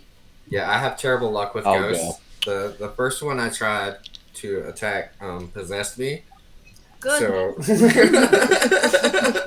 Okay, awesome. Wow. I'll lead because I grew up in the Feywild, so. Yeah, perfect leader. I So- can only say good armor. You guys are starting to figure out your marching order, and you start to take a rough path kind of in between the trees that are starting to sprout up, and the ground gets a little softer underneath you. As you can tell, you're kind of hitting a bit of marshland and stuff, and as you go through... Oh, I almost forgot what I was going to say. I'm so sorry. That's terrible. Yeah, I forgot, sorry. As you're going through, my apologies, you realize that the day's starting to hit its end, like the nighttime's starting to approach a bit. So as you approach this super spooky haunted witch hut, the moon creeps out above you in the night sky. It takes you a little bit of time to get there, but as you do, nighttime has fit fully. The Sour Patch Marsh is thick, and it smells stale like old candy. There's kind of weird sounds around, and sounds like weird echoes of things that kind of around you. You're able to follow kind of like a rough trail of not really tracks that are discernible, but just kind of like signs on trees of like broken twigs type things like that. You got a ranger in the party; they're good at that stuff. And kind of he's able to kind of follow the tracks here and there as they go. The trees creak. You hear the rustling of reeds, fog swirls, and the weird sounds continue to echo. The land is spongy and wet, and every once in a while you feel water drip on you from overhead, while bugs start to kind of get at you underneath your armor and such, and you kind of got to smack yourself every once in a while. The night's getting dark overhead, and it's even worse by a thick fog slightly obscuring the line of sight. Every so often the path will dip down into water, and you have to wade sometimes all the way up to waist deep, and you see I'm flying. aside from their flyers, and you see the kind of like snakes writhing in the waters around you, and there's every once in a while you kind of have to swat one away as it gets a little too close, but you navigate through the water pretty easily and make it to kind of a spooky hut. And as you come upon it at the start in the distance, you see that it's dark.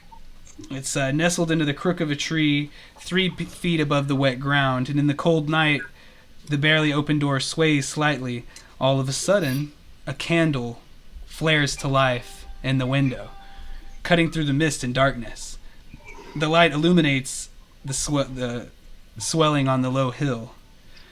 With the light of the candle, you can see what seems to be dried jerky and herbs twisted into strange and sometimes humanoid shapes hanging from the rafters. You approach the hut and you get a better look at the contents of the inside, and you see a hammock hanging to one side over a battered trunk, like a little chest, opposite a table and a little stove. The table has places, and it's oddly enough, there seems to be a seat for every single one of you. And then you notice too, what's that smell? Is this jerky talking? You smell something that just it's going to be tasty, you think, and you see a pot bubbling on the stove. Hansel and Gretel. Other than that, though, you notice that the hut is incredibly dusty, and it doesn't really show any signs of anyone being in here, possibly even for years, despite the candle being lit and the pot slowly bubbling. And then you guys can decide.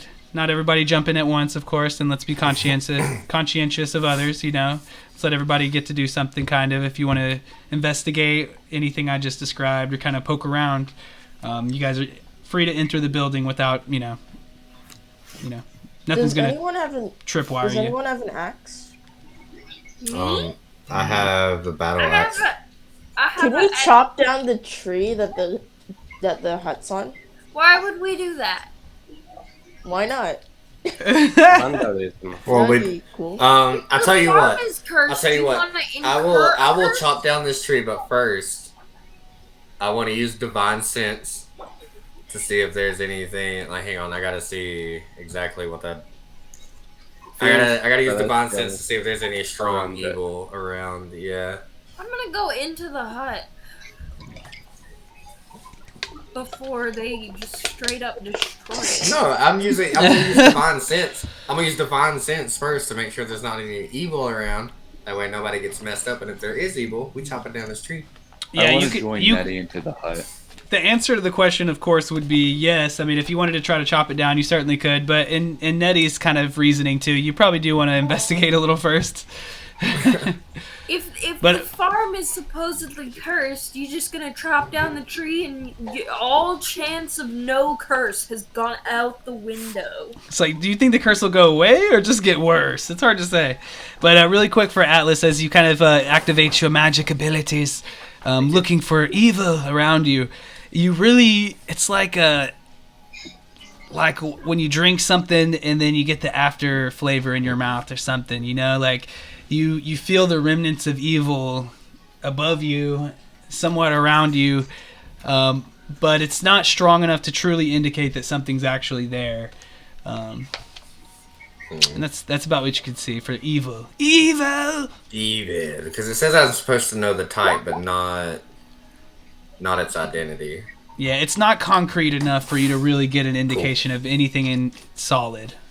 Alright, that was useless. I'm going to put my axe away because y'all made it very convincing about making it worse. So... Nothing is completely useless. I always code in things. So there's a chest in the room. There's a bubbling pot of stew on the stove. There's a chair for every party member. There's kind of some weird like jerky and herbs and things like that attached above you, and a hammock as well. And you said there are humanoid shapes that It are twisted out of... Yeah, that's right. It almost seems to be twisted out of herbs and some jerkies to be almost in the shape of like humanoid shapes, kind of. I mean, it seems like someone's rough art, you know. And then what you got, real quick, Takan? Sorry. It might be a puzzle. You might all have to sit in a seat.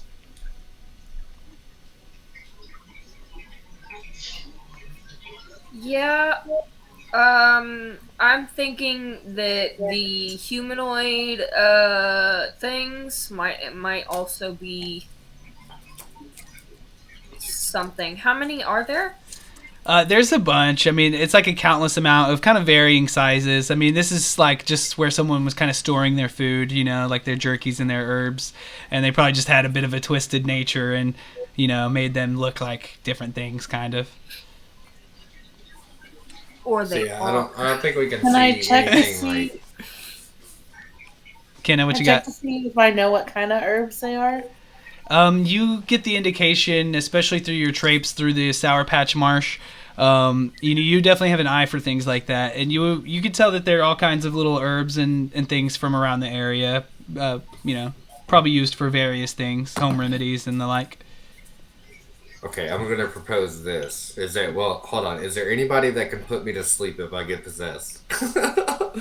I can do it. You can do that? Okay, awesome. So here's the deal. You won't like it, but I can do it. Maybe No, maybe, it's probably just maybe like I guinea enjoy pig it. and go in first, and if I just so happen to get possessed, you can put me back to sleep. I mean, we're already in the hut. Yeah, you guys can all Oh, we're enter already the. in. You guys can enter the Yeah. hut, and nothing really. You guys can investigate the things around you and stuff. Nothing immediately is jumping out at you. You know.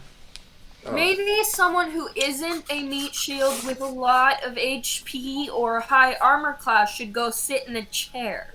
Oh, I've Could got I loot the 39 chest first? and Someone who 18. That's a isn't bad a idea. mutual- I recommend that being a bad idea because it's probably also cursed. Can I roll It's a trap. perception to look around? Okay, 1 second. I did hear Floristan ask to check out the chest, and then now I hear you asking about a perception. So let me get that going. So for your perception check, I mean, you perceive that stew is starting to smell mighty tasty. Other than that, everything seems to be as it is. I mean, it's very odd that all this stuff seems to be like operating by itself while there's like a thick layer of dust all around you and stuff. Like who's doing this? How did this happen? Those are the questions in your mind. And as you do so, Floristan, the rogue that she is, she kind of silently enough, kind of scoots over to the chest and bops it open to see what's in there. And when she does, a swarm of bats flood through the trunk and fill the air around you. And for a moment, you're kind of like a bit like spooked, and then they suddenly all go out the front door and disappear into the night. You guys all, you start to calm down. Your hearts are pounding. You're thinking, oh my goodness, I thought that was going to be the ghost. Especially Atlas. You thought that was it, man. You thought that was it. But I thought you were possessed. Like I saw things flying around you, and I was like, I said, bro, she's about to get put to sleep. So as the moment kind of calms and you realize Floristan was kind of peeking in the trunk, she kind of turns back to it and ducks in.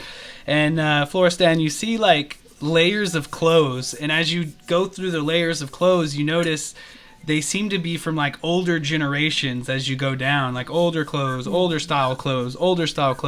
And then at the very bottom, you see what seems to be a very old but ornate sailor's uniform, perhaps from some kind of naval force. And with your incredible sense for treasure, you instantly realize that the 3 buttons attached to this could probably sell for a good 30 gold each. And you're definitely able to scoop those up if you like. Okay, can you also take the sailor uniform itself? You sure can. Okay. Okay. And so as you do that, you kind of like, you don't really have to show anything to the group, but y'all might be kind of glancing towards her and see her pull out the sailor uniform. And as she does, though, you feel this energy above you kind of come to life. And all of a sudden, the jerky above you kind of animates just for a moment and kind of like descends upon you. And almost in an echo in your mind, you hear like a cackle and a scream from like a witch-like figure. And as you do, I'll need everybody to make me a dexterity save. So everybody can roll out, and then we'll start. We'll try not to talk over each other too much. But this must be the work of the enemy stand. And that's alright. Cool. Got a 16. Okay. Also a 16. I just half of everybody else. 21 total. Kenna, you said 18? Plus 1, 19, yeah. Okay, Mordecai, how about you? 8. And then Atlas? 16 plus 1, 17. And then last but certainly not least, Gaia. I got an 18. Okay, so I think the only one that got under 12 was Mordecai, right? So as these things kind of descend down upon you, you feel them kind of like clawing at you, and most of you are able to kind of dodge or deflect it. But Mordecai, you look around at your friends, and your caution and your fear is with them. You would, and as you do so, you don't realize that one kind of scratches up against your exposed like neck maybe in your armor, and you'll take only 2 points of piercing. 2 points of piercing damage as the things kind of like take their spot back in the rafters, and you see them like jerk and twitch and kind of convulse as they kind of come back still, and you get the indication that their whatever kind of spell had animated them is run its course. It's gone. I told you that was a bad idea. My reflexes aren't on point. I must be not drunk enough. Takes another huge swig. Okay, so as the tension kind of eases again in the hut, you kind of look around and see that now that the jerky and the herbs are kind of done what they're gonna do, you really just see the chairs and the soup. Maybe you're feeling a little bit hungry, maybe not. That's up to you guys. Does anyone have detect poison? No. I think I'm just immune to poison. Oh, then does anyone have high constitution? High constitution? I have a 16. No. Okay. Can I just check if there's poison? So you kind of hang your head over the steaming pot of stew, and Oh man, it smells good. It doesn't seem like there'd be anything poisonous about it at all. I don't know about that. That's a questionable thing. Can someone who doesn't have a high armor class or high hit points please sit in a chair for me? Who doesn't have it? Oh, who doesn't have a high Sacrifice one armor of class? So, like... Let's put one of the meat dummies Yeah, No, one no, of no, on the. the chair. no. There's a reason we're not doing that. Because No, we no, have I to mean like the fight that. jerky. The jerky thing. I'll sit in a chair. Okay, Takon. No. No, Takon, you plop down in a chair, and as you do, despite the layer of dust on it, you almost feel like this chair was meant for you. Like it molds to the nice curvature of your buns, and you're feeling wholesome, and oh man, you just all of a sudden, despite that marshmallow you're kind of nomming on earlier, you feel this pit in your stomach start to form, and oh, dang, that stew smells good. Try to stand up. I want to stand up and go to the stew. You're able to do so. Can I grab a bowl of stew, then sit back down? You sure can. He's just Awesome. as if he was at home. You gonna start digging in on that, Takon? So we're just Yes, I we're just will. treating this like it's our house now, yeah. Okay, so everybody's kind of holding their breath as they watch Takon stride forward. He's doing these little tests for everybody. They're like, hey, try sitting in the chair. Okay, now get out of the chair. Okay, now grab this. And he's like, okay, he doesn't mind. He's like, this is my purpose. I got this. And he scoops him up some of this nice, meaty, yummy vegetable stew. And you go and you sit down. It's got everything you like in there. A little bit of all this stuff from the surrounding area. And you start to dig in, and oh man, nothing really happens, and it just tastes great. Would anybody else like to get a bowl and have a seat? I'll have a bowl, but I won't sit on the chair. I'm Okay. good. I'm gonna stand back. All right. I'll take a bowl. More for me. Guys, I got a don't want to bowl. be rude, so I'll take a bowl and sit down. Okay, so everybody that sat down and ate some, nothing terribly bad, but I need you to make a medicine check. Just a check. It's not like it's not a save or anything like that. So if you ate the stew, give me a medicine check. Okay. A 14. Nat 20. No. Atlas, you got a 6. 120. Yeah. Gaia, you took a bowl, right? Yes. Got a 20. Nice. And then how about you, Kenna? Did you eat some? No. Okay, so I think we got everybody. So everybody kind of realizes something along the way, except for Atlas. And as you start to realize, you turn to him in horror as he gobbled up his whole bowl of stew. He went and got him another whole bowl of stew, and he's munching the heck down, filling that belly. He's a strong guy. He needs the energy. But Floristan and perhaps Gaia too, y'all had some pretty high rolls. You're the first ones to notice, and then everyone else kind of slowly comes to the realization as you're digging through the soup. And you eat a few bites, and you're getting some of the meat in your mouth, and you're eating some of it up. And all of a sudden, you pull up a spoonful, and you realize there's a finger in there. And it seems to be Yeah. from a human finger. And all of a sudden, you realize the meat that you're eating in this stew, and Atlas is already digging in on like his third bowl of it, and doesn't have any idea what he's eating, is from a human of some sort, humanoid figure. Man, this soup is so good. Why did y'all stop eating? What's Like, that? Nobody listen to me. Everybody take a whole hot second for a second. Hey, I'm from here. I warned you. No. Let me finish my rant. I'm from here. Okay. I warned you, but none of you listened to me. Atlas is still Well, eating it. actually, Mordecai and Kenna did. So does that mean I can have seconds or what? Yeah, sure. Flesh is flesh when you're hungry. Meat is meat.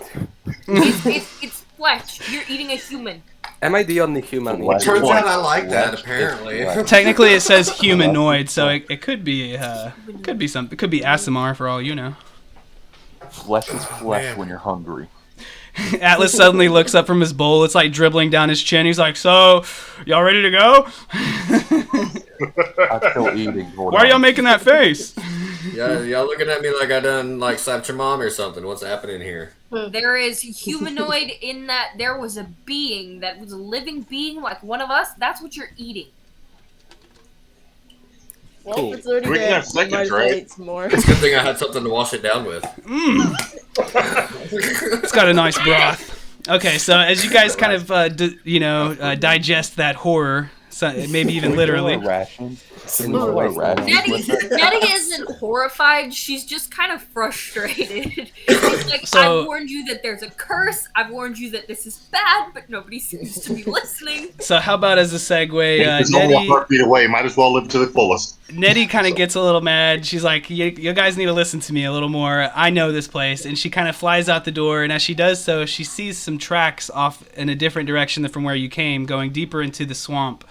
And go ahead and make me a survival check real quick, Nettie. Aha! Oh hold If it's- on. I hope it's not bad. Oh, that's a 21. Okay, so you're able to determine quickly, just off of a glance, that the tracks seem to be of a humanoid figure, although the footprints are almost like have clawed bits to them or something. It's not like a natural human footprint or humanoid, I guess. But it is still kind of that same shape and size. However, you also see some prints next to it that could only belong to a giant creature, maybe a horse, something bigger than a horse. But the tracks seem to be of not a horse, but it's kind of hard to determine. So you could share that with your friends and maybe follow. I'm gonna go in and be petty about it, and I'm gonna fly up to Mordecai's ear, whisper it to him, then I'm gonna fly up to Kenna's ear, whisper it to her, and then fly back out. I just continue bringing the pot with us. Yeah, let's have some Thank more. you. You're a true hero. Okay, so you guys, one way or another, you kind of, maybe, Kenna has to be like, Nettie found some tracks, and you guys can go out and take a look at them. And Why did you tell them? Leave them here. Leave them here. The path starts to climb out of the marsh, though, to a hill, and from that hill, you can see a cave set in the side, The stew is not going to be. opposite Hold of you on. The guys. stew is not going to be the new rock. Stop that. Stop that. He just keeps adding to the stew with like all the creatures you kill. He's like, let me go throw some fingers in there. Exactly. I'm just gonna leave this by the door. Don't worry about I'm that. just gonna bring the pot. I'm just gonna bring the pot along, just tossing whatever in there. Stew is stew. So as you guys begin to crest this hill, on the other side of it, you see that there's an opening in the hill, and it's kind of covered with trees surrounding the area. And as you walk down, maybe a little bit of caution, you see that the cocoons you see cocoons in the trees, all kind of like bound up around the mouth of the cave. And yeah, I mean, you could check them out if you so choose, but you're kind of walking up to the cave mouth, and you can't really see into it too deeply, but surrounding you in the trees are kind of these like cocoons of varying sizes. Some of them are large enough to fit a whole body in there, and some of them are just small enough for like a chicken or something. I want to look at those Could we open cocoons. Yeah, Let's see if same. they Yeah, I are. think we were all thinking the same thing. Okay, so you But before we check, Yeah. when I'm going to place my hand on Atlas and give him some guidance. okay, cool. Okay, so After that last. you guys quickly realize as you kind of put your heads together with the cocoons that you could cut them open with any sort of bladed instrument, and of course you got a few of those. So you kind of start to slice them open, and inside you kind of see mostly the remains one would find in a spider-like cocoon, and possibly even a giant spider-like cocoon. You see the marsh animals from the surrounding area, and you even see some of the chocolate truffle chickens from the farm before. The chickens themselves are hollow, as if all the truffle fudge inside has been sucked out. You see two little stiletto-like holes, too, where you could realize some fangs have pierced. And right before I got you, Takan, you also, unfortunately, one of the last cocoons, we'll go ahead and say Takan, since you're about to say something anyways, you bust open your cocoon, and you're greeted by the grisly features of one of the Fuzzytail's neighbors. It's a herringon, except for his body is like halfway dried out and starting to decay in parts, and a putrid smell kind of starts to erupt from the cocoon as you do so. And then what would you like to say there? I was gonna say I was gonna toss some of the chickens and all that in the stew. And you even throw a little bit of the old herringon in there too. Why not? Yes, yeah, that's what I was gonna say since you said that. So while you're doing that, and some of your peers are looking on in horror, Gaia, you're kind of off to the side, and you have this cocoon that's kind of small. It's about a good like armful size, and you're not really sure what you might find in there. Maybe like a rabbit, not a herringon rabbit, but maybe the regular one or something of that sort. But you go ahead and cut it open, and inside you actually see a backpack. Backpack. Yep. Alright. This thing done got Dora the Explorer. Is it a bag of holding? Is that a bag of holding? Can I shout over to him asking if he's got any more flesh? Are you just a cannibal now? That's his character trait. He's not evil, I'm though. Goliath. I'm Goliath. These are rabbits. I'm not a cannibal. He's like, I just like the taste. All right, Gaia, do you want to take a look in the backpack? I would, yes. Okay, so you kind of unbundle the top of it and look in, and you're amazed to see the backpack contains a whole bunch of gold coins kind of piled in, and it takes you a brief minute to count them up, but it seems like about 350 gold in total. All right. And you also see a garnet, like a big gem that, you could size up to be about 10 gold too.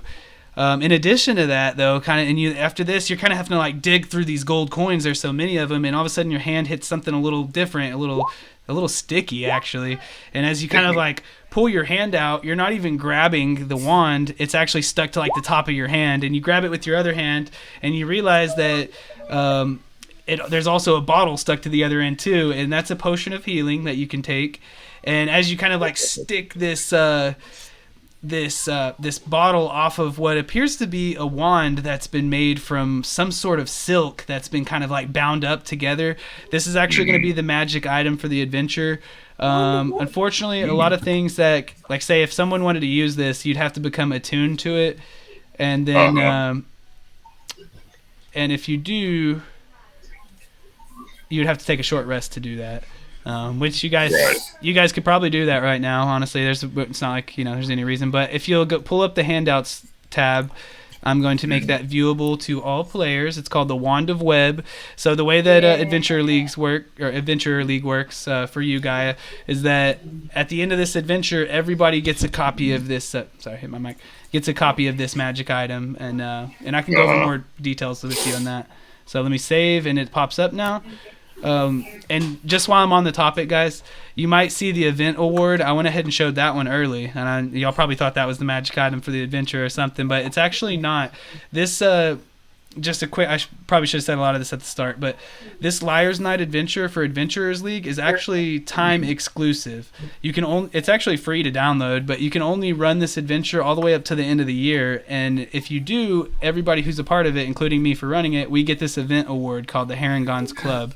The way that event awards work is that they're not assigned to your characters, they're assigned to you as a player. And anytime you go into an adventure, over time you're going to get more than one, you can pick one event award to assign to that character for that adventure, and then at the end it just goes back to your pool of event awards until next time. So you're almost getting 2 magic items for this adventure, with one of them being versatile, that you could put on any sort of character. Nice. So anyways, there's the Wand of Web. I believe it says, let me look at it real quick. Y'all can read the details, but it does say requires attunement by a spellcaster. So if you can cast spells and you want to attune to it, y'all could certainly take a short rest real quick. That would be if you don't already have a magic item, though. So that'd probably be one of our level 1 characters. I do not. You'd have to have a spot open in your magic item slots, I guess. And at tier 1, you only have 1 slot for magic items. So it's up to you if you already brought in something, then you're kind of stuck with that. You'll just have to tuck the wand away for later. And as far as adventure's sake, there's only 1 right now, so only 1 person could have it, and then later everyone will get a copy. So okay, so great find there, Gaia. Also keep in mind that you do have the potion of healing, and if you use it, it's gone in the adventure. But if you don't use it, everybody gets a potion at the end to take home with them for next time. So with that, would you guys like to enter the cave? Yes. Yes. Okay. You said it's dark inside and we can't really see. Right. It's been nighttime now too. I would like to just throw a lit torch inside. I can see to a certain extent in dark places. I want to walk next to Atlas so I can share my stew with him. Thanks. It was Okay. really good, and you added a few things, which was even better. Okay, so you guys start to make your way into the cave, leaving the cocoons behind, and kind of admiring your hefty pack of gold coins that you guys will all split at the end. And you come into a more web tunnel, and the torch that you have lit starts to crackle some of the webs overhead. Not really igniting into flames, but just kind of, you'll hear that above you as you go. But the cave entrance gives way to a web-covered tunnel. A foul breeze emanates from within, causing strands of web to blow back and forth, sometimes igniting on the torch. The cave almost seems like a great breathing mouth. A few small spiders skitter out of the way as the characters approach. Hey, so guys, I have an idea. What if we just light the cave on fire? Yes. I also have an idea. What if we put some of the spider web in the stew? No. No. Spider webs aren't. This is where I disagree with you, my friend. I mean, my Yeah, we'll have to keep the spider webs out. A little dab. All right. So in this area, though, there's not too much to attack you, or to collect or observe or anything. You kind of make your way through the web tunnel fairly easily. Nettie, on instinct, does in fact try to burn every spider web she sees. Okay, they'll kind of ignite into small little flames that kind of put themselves out as the foul breeze kind of blows through. And as you go, you kind of travel a few hundred feet into the web tunnel until you come across a little bit of an intersection. You see a side tunnel kind of branching off from the main path, and now you see clawed footprints kind of a little more clearly. They're following the main tunnel ahead, though. Before you guys enter the intersection, though, who's in the lead? Like, I'll take lead. I thought me and Nettie were. Me. So Nettie and so Talk, y'all gonna go 2 Oh by 2. yeah, that's right. That's right. So Yeah. Who's leading right now? Probably So me. Nettie, I think, was the one who we decided was going to lead in first. Okay. Which is a terrible Nettie's- idea because Nettie does not. It's spider webs and a You fairy. This are is- tiny and agile. And then Yeah, I know. That's usually why I'm in front. I'm a It's bit usually why I'm in behind. front, is because I I'm can a bit dodge things behind pretty Nettie. easy. I'm a bit behind Nettie. with Okay, so Atlas we got just Nettie being and then up Talk on. That'll be good enough for now. So Nettie, go ahead and give me a perception check if you don't mind. Ooh. That is 18 plus 0, so 18. Okay, so luckily, as you kind of fly in, Talk on kind of following behind you a few paces, just in time with enough seconds to kind of call out to him to stop. You see a strand of thick webbing strung along the floor. It leads up to along the wall of the ceiling, where you see another cocoon kind of hidden up in the webbing above. You got like a moment to stop Talk on before he walks into it. Okay, so yeah, it's probably more your voice, and maybe a firm hand than that kind of stops him for a second, and he looks down Soccer bombed him. to realize he almost blundered right into a trap. Down. Look down. Okay. My seafood. All right, so you guys now, if you kind of relay that trap information to your rest of your friends, you can all kind of take the time to step over it and without any rolls or anything. However, the question now is, are you going to go down the side tunnel or are you going to continue down and follow the tracks?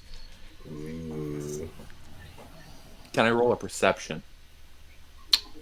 I don't think it'll give you much indication. All you kind of see is the stony rock leading down, So Which if one we has follow more if we follow spider the webs? tracks, that'll take us further into the story. But if we go to this other place, we might find something super cool.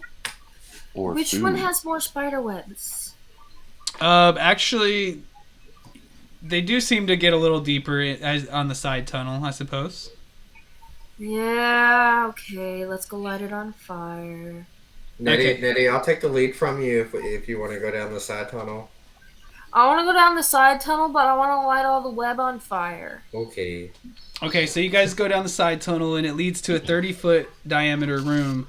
and it's pretty bare. You kind of see like some of the cocoons about here and there, or maybe some of the like dried up, sucked out, desiccated remains of some former meals. Other than that, though, all you just see is kind of some thick webbing kind of around on the walls and in the ceiling. Dead end. Can I toss that? Can Why? I toss the cocoon? Can I toss the No. cocoon stuff in this? No. Okay. Absolutely not. Up towards the ceiling, are there any ways out of this cave at the top? It's kind of thick with the webbing, but you could certainly take a perception check if you like. That is a 17 plus 0, so 17. Okay, so you get real kind of closer up to the webbing, and you're mostly looking for an opening of some sort, and you realize that there isn't anything like that. It's pretty much just like, so, if you're on one side of the cavern looking over at the other, you can't exactly see what's in the webbing there, but as you kind of float about and get a general consensus of the place, you can see that there's no like tunnels in the ceiling or anything like that. Then I would like to light it on fire. Okay, so as you begin to light it on fire, it starts to sizzle and pop, especially loud pops whenever a cocoon kind of nestled in there starts to conflagrate, and every once in a while you'll see the droppings of like the cocoons fly to the ground. It seems to mostly be like marshmallow goat heads or like little severed limbs kind of from herringons and things like that. When all of a sudden, though, the fire kind of reaches a specific corner of the area, and you would have to have rolled a 22 on the perception check to have discovered this, but there was a giant spider nestled deep in there, and as as the web starts to light up about him, he jumps out, and he's going to get a surprise on he'll just get surprise in the round because y'all didn't notice that he was there. So basically the way that surprise works is that you go through the turn order that we make, which we'll go ahead and start now. And basically, if it's your turn before the guy who has surprise on you, you don't get to do anything really. But after the guy with surprise goes, everybody else after him can start to go again as normal. So it's kind of different than I thought it worked, and I learned that recently. So that's how we'll do it. So with that, let's pull up initiative. If everyone, you can click on your person and then do all that. That's Yeah. enough, 20. Cool. Doesn't. I rolled a nat 1 for initiative. 19! 1 second. Watch me just fail every single attack. It's just gonna make me happy. Who needs? Let's see. I think I'll add a turn for Gaia. Do you need me to add a turn for you, Kenna? Alice needs one. Yeah, I forgot to select my token before I did it. Yeah. Can I have one as well? Oh, of course. Thank you. All right. I think I got everybody. So I would say that everybody is about 25 feet away from this creature, as it's kind of like up in the webbing, which is a good distance in the sky. Let me see if it has a specific for that, just to make sure. No, it doesn't. It says 30-foot diameter, so we'll just assume the ceiling is 30 feet above you too, and just keep it cash with that. So you're kind of up in the air right now with Nettie and the spider next to each other. We can put them. Let's see, 5, 10. Oh, jeez. Jeez, Ray. So everyone can be right there, and then if I can find the right spot, I will pull out my little Spidey token. You put your number. I need to be smaller. It wouldn't let me do it on this one. It was like it was capping to the grid that's on there, because the other ones I took the grid off. This one I didn't, but yeah. Yeah, it's a little kind of lame. Yeah, a little bit. I hate spiders. So, Ray, Gaia, you need to type your number in. Do you see the turn order? Yes. Stop rolling. Okay. Take I your know I first roll. I don't remember what it was. I'll just go with that one. Okay, so like Your go to first where it roll says was an 0. 18. I'm sorry? Your first roll was an 18. Okay. So do you see where it says 0 on the turn order? Yeah. Like, if you select it, you can adjust it. Spider was not. There we go. There was no warning, and then there was a spider on my screen. All up in your grill, son. All right, one second. there is Doing a some. spider on the screen. There's some stipulations to how this guy comes about. I'll just leave it at that. But I should have been a little more prepared to have him on this map just in case. And I wasn't, but it's okay. Hey, he's here, and we're about to deal with him. So. And I'm officially ready to go. Let me roll his Spider rule. his initiative real quick. Oh, I didn't do great with him. That's good for y'all. He has surprise. No, it's not, because he is a surprise. Does my nat 20 override it? Fortunately, it doesn't. Damn. 7, nice. Okay, so basically we're gonna skip all the way down to the spider, and then Kenna and Takan will go, and then we'll go back to the top as normal. So spider, he's kind of descending down on Nettie, and Not good. Oh, I have danger sense. Hold on. okay. So He what tries I'm gonna to do attack is that as he comes down at you, well, no, you're the one who's burning up his place. He's definitely gonna attack you. Yeah. No, I know. So yeah, we should have done that danger sense for that trap earlier. That would have helped, but you didn't really even need it. So I guess it's fine. But yeah, he'll make a bite against you. And what is the full thing for danger sense? Yeah, that's what I'm checking. You have an edge to dodge away from danger, have advantage on dex saving throws, against things you can see, such as traps or spells. I can't be blinded, deafened, or incapacitated to have this benefit. Okay, so he will get it. He's gonna try to bite you, and he only rolled a 10 to hit. Yeah, no. And so, yeah, you're able, as he kind of jumps out at you, the initial fear kind of sets in, but you dismiss it and easily fend off his blow. And, yeah, he's kind of like hanging in the web right there next to you pretty much, and he's not going to move. Why would he do that? And we'll go to Kenna. I do not like spiders. I'm tiny. Okay, so I'm sorry. All good. My turn? Yep. Okay, so how much are these squares this time? Are they 10 again? This is 5 this time. This is 5. Okay. Although he is 30 feet in the air above you. Oh, okay, he's above me. Is there a reason why Kenna is going now? Is there something I'm not understanding? Surprise. Everyone who rolled higher doesn't get to do anything because it had surprise, so it doesn't matter turn order. Yeah, I gave it surprise since she had done the perception check to see it earlier, and I mean honestly, it was a really high roll. Honestly, I don't think anybody would hit that. He would just go first and then we go normal, but okay. Right. Yeah. This is something that I've heard recently is how it goes, which I could double check that later. Because essentially the way it goes is if you're surprised, you still get your turn, but it's like you can't take any actions and you can't do any movement. There's almost like nothing you can do when you're surprised. Let me see what it says on here. You basically get the surprised status, which is not actually on my little cheat sheet. So I'd have to look it up. This is just something that came up in our IRL Adventure League thing. But essentially it's the same thing, except for it goes a little bit more by turn order.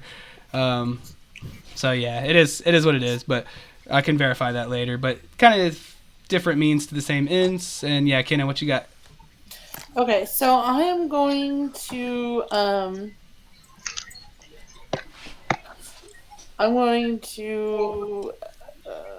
use. I'm counting my feet. Oh, you're good. Does range count up in the air? If I was going to I want to cast. I'm gonna try casting Ice Knife, which is a shard of ice that goes up. Flings at the creature, but I don't know if that counts to go in the air. Yeah. What's their range on it? 60. Then yeah, you'll be fine because he's 30 feet in the air, but he's only 25 feet away ish. So you could do that from where you're standing right now. Okay, so I'm gonna roll to see if that hits. I have 13. What I rolled? Oh, 13? Yeah. And it's no modifier or anything? Or you already got that? Oh, What yes, weapon plus are you? 4. So 13, 14, 15, 16, 17? Sorry? Okay, What? yep. So, Oh, okay. oh, go ahead. I'm sorry. You're asking a question? I was about to ask Kiana what weapon is she using? So it's spell. Ice It's a knife. spell. Oh. Yep. Okay, so that actually is a hit with the modifier attached. Then yes, you're good. All right, and then I wanted to use my bonus action to take my starry form, the archer form, Okay.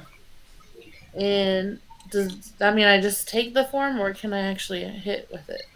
If it was just your bonus action, you would still have an action, but that would have been your ice knife. Okay, so then I'll take the form, but then Okay. Well, how much damage does the ice knife do? yeah, sorry. It does 3. Okay, so 3 cold. Yeah.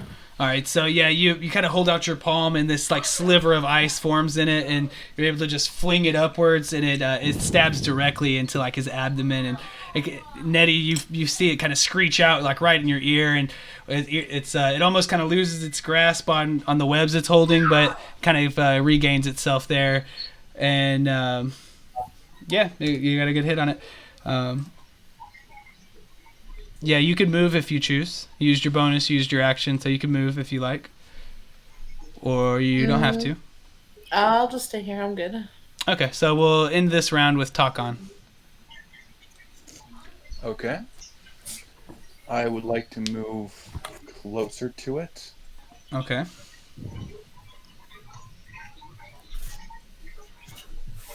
Burn the rest of the web. Burn the rest of the web. Yeah, I'll Then it move has right nothing here, to and s- then I'll shoot up at it with That's in the my air. light crossbow. Okay, we'll see it. Yes.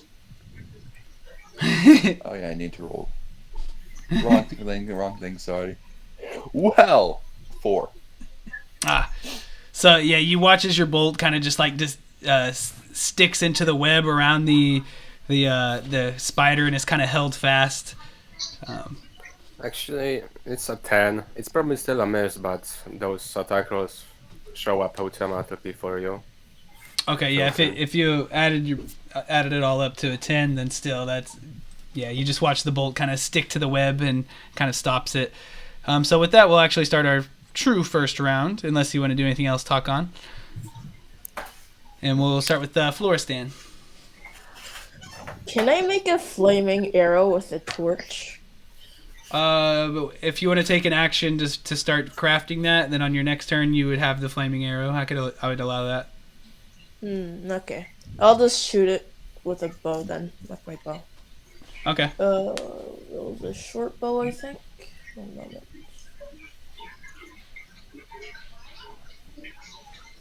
Yep, short bow. 17. That'll hit. And short bow is how much damage again? Is it 1d6? D6, okay. Don't forget to add your dex there. Oh, okay. Also, you should. Nettie is within 5 feet, so your sneak attack will activate as well. So you should get. You get sneak attack at level 1, right? As a rogue. Yep. Yeah. So you'll get an additional 1d6. So you should have 2d6 plus whatever your dex is. So that would be 13. Very good. No. Yep, 13. Okay, so you saw where Kenna had had her sliver of ice had kind of stabbed into the side of the spider, and it was pretty effective. And so you kind of measure up to the same, and you can almost still see the sliver of ice as it's kind of melting. And you aim just for that, and boom, you split the ice shard and dig deeper into the wound that it's created. And you heard it quite a bit. It kind of convulses out. Maybe some of its bristly legs brush up against Nettie.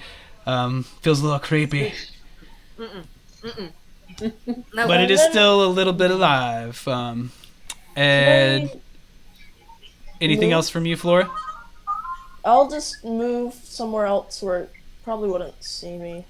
Okay, so you kind of break from the group and find your own little shadowy corner to kind of hide in. And then we'll go to Mordecai. Oh, she's gone. Okay, so I'm gonna go to the side, mark the creature as my favorite foe, Okay, he's marked. and I'm shooting at it. All right. That's a 14 to hit. That hits. That hits. Okay. Excuse me. So that's going to be 7 damage. Okay.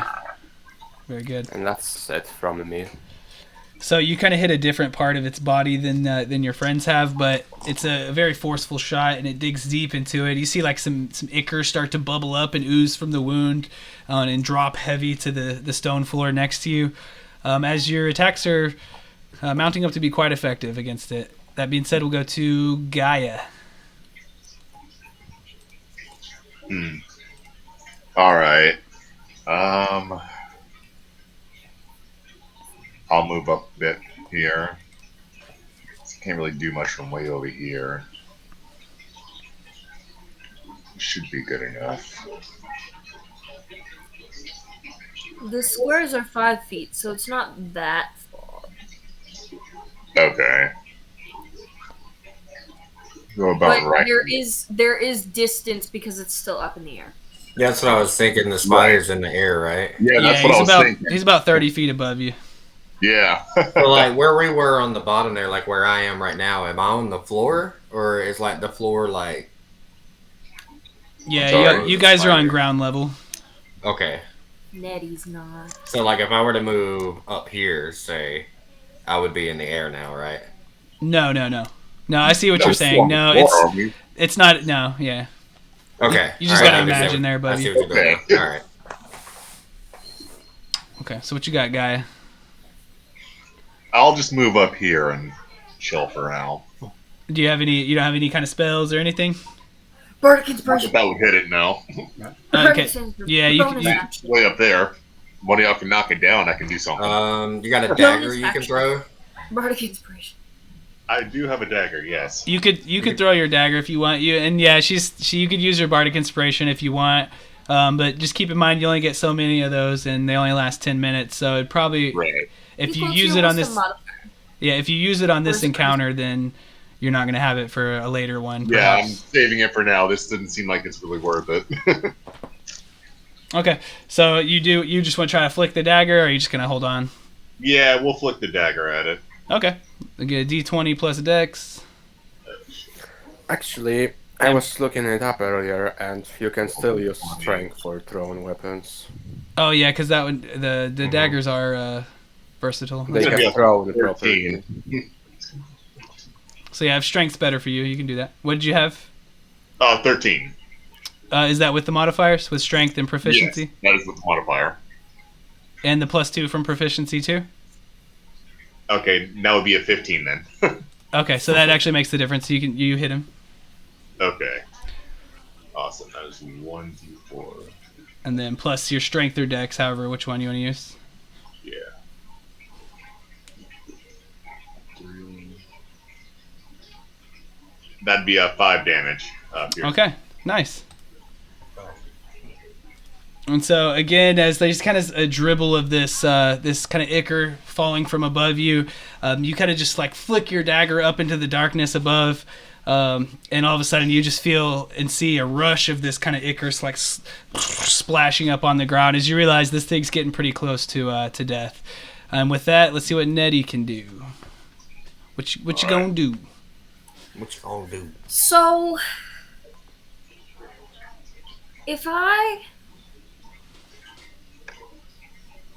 cut through its web, that would send it crashing to the floor, correct? That's a reasonable assumption. Now, It could also spin off a new web like Spider-Man and just attach itself to another wall. I mean, valid. I'm just gonna hit the thing then. Yeah, that'd be a nice idea. And you can fly up there. That is a 16, 17, 18 to hit. That hits. Damage time. 5, and that's an 8 damage. Okay, how do you want to describe its grisly demise? All my force just straight in half. And Okay. I want to say, I got some more stuff for your stew. Yes. Takon rushes up greedily with his pot outspread. So obviously this was a pretty short encounter. I mean, this is an optional one too, kind of depending on how you guys approach things. But that being said, you easily dispatched it. But yeah, as you slice it in half, like the two halves still stick to the web up above, but it almost like opens up like a grisly piñata, and all like the innards of it, and maybe even a few chunks of like truffle chicken and marshmallow goat kind of splatter down, mostly on top of Gaia and Takon as they're directly below you. And yeah, so good job, guys. I would like to light the rest of the web on fire to get rid of it. Okay, you do that, and then you realize that now that you're in a pretty bare and empty room.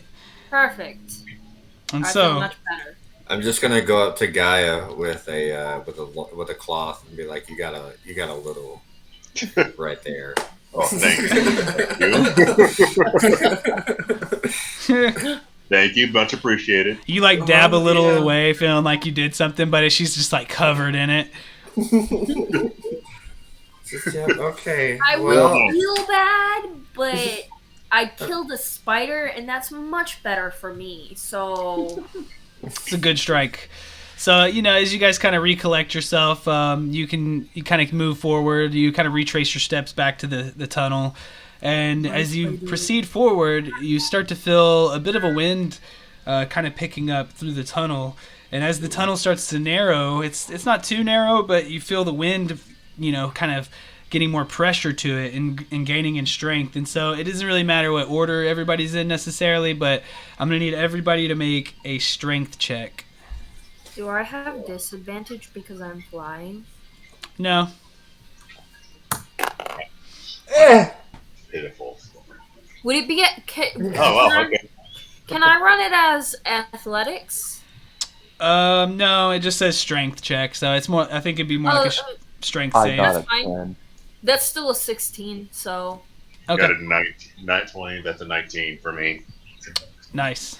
Okay, so Floristan, what'd you get?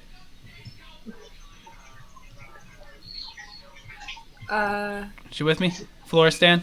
What did you roll for a strength save? Okay, we'll pick up on her in a sec. How about you, Nettie? You got a 16, so you're good. Mordecai, what'd you get? 17. Okay, so you're good. Takon, how about you? I said a 10. 10. How about you, Atlas? poor 6 Atlas. plus 3, 9. Okay. How about Kenna? Hey, Alice, did you add your guidance, by the way? Does it count? Does it count on the save? What's your time limit on guidance? Because it said that there was a time limit, and I feel like that was a hot minute ago. Okay.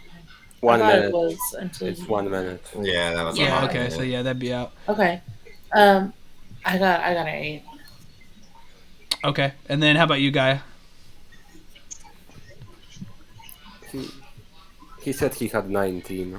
19. Okay, he's good. And Floristan, I think your mic might be muted. If you can hear me.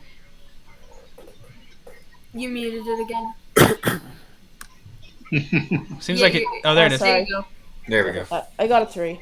Okay, so if I'm correct, the only people who got over 13 was Nettie, Mordecai, and Gaia. Yeah.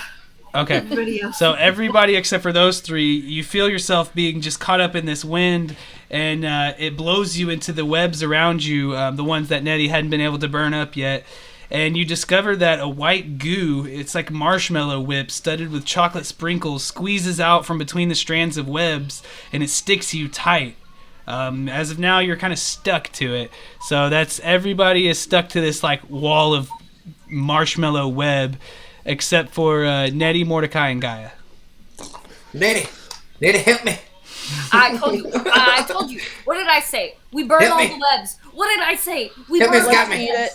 So you can use strength or maybe even potentially fire to free your friends or yourself. I guess just kind of to see how everybody. Don't burn me, Nettie. Can I use my athletics to remove them from the goop? You can definitely try. Who would you like to try to help?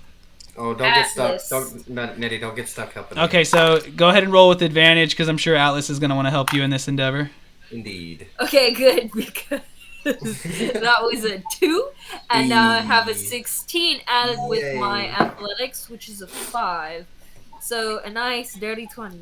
I think. No, that's a 21. I'm dumb. Ignore me. Anyway, 21. Okay, so you pull him out, and it's like you feel a pretty good deal of resistance from this marshmallow cream substance, and as you do pull him out, he's pretty covered in the goop, but you're able to extricate him successfully. However, since he's all gooped up, he's going to have disadvantage on all dexterity-based attacks, checks, and saving throws. Atlas, start burning the walls. And then, I'll give it a shot. Floristan, well, I guess let's ask the people who are free first. So, Mordecai, how do you want to help one of them? Of course I do. I guess Kiana. I guess I'm gonna try to get Kiana out. Okay, and I'm assuming she's gonna try to help you, so you can take advantage on a strength athletics check. That's 19. Okay, so same for Atlas. You're able to extricate her successfully from the goop.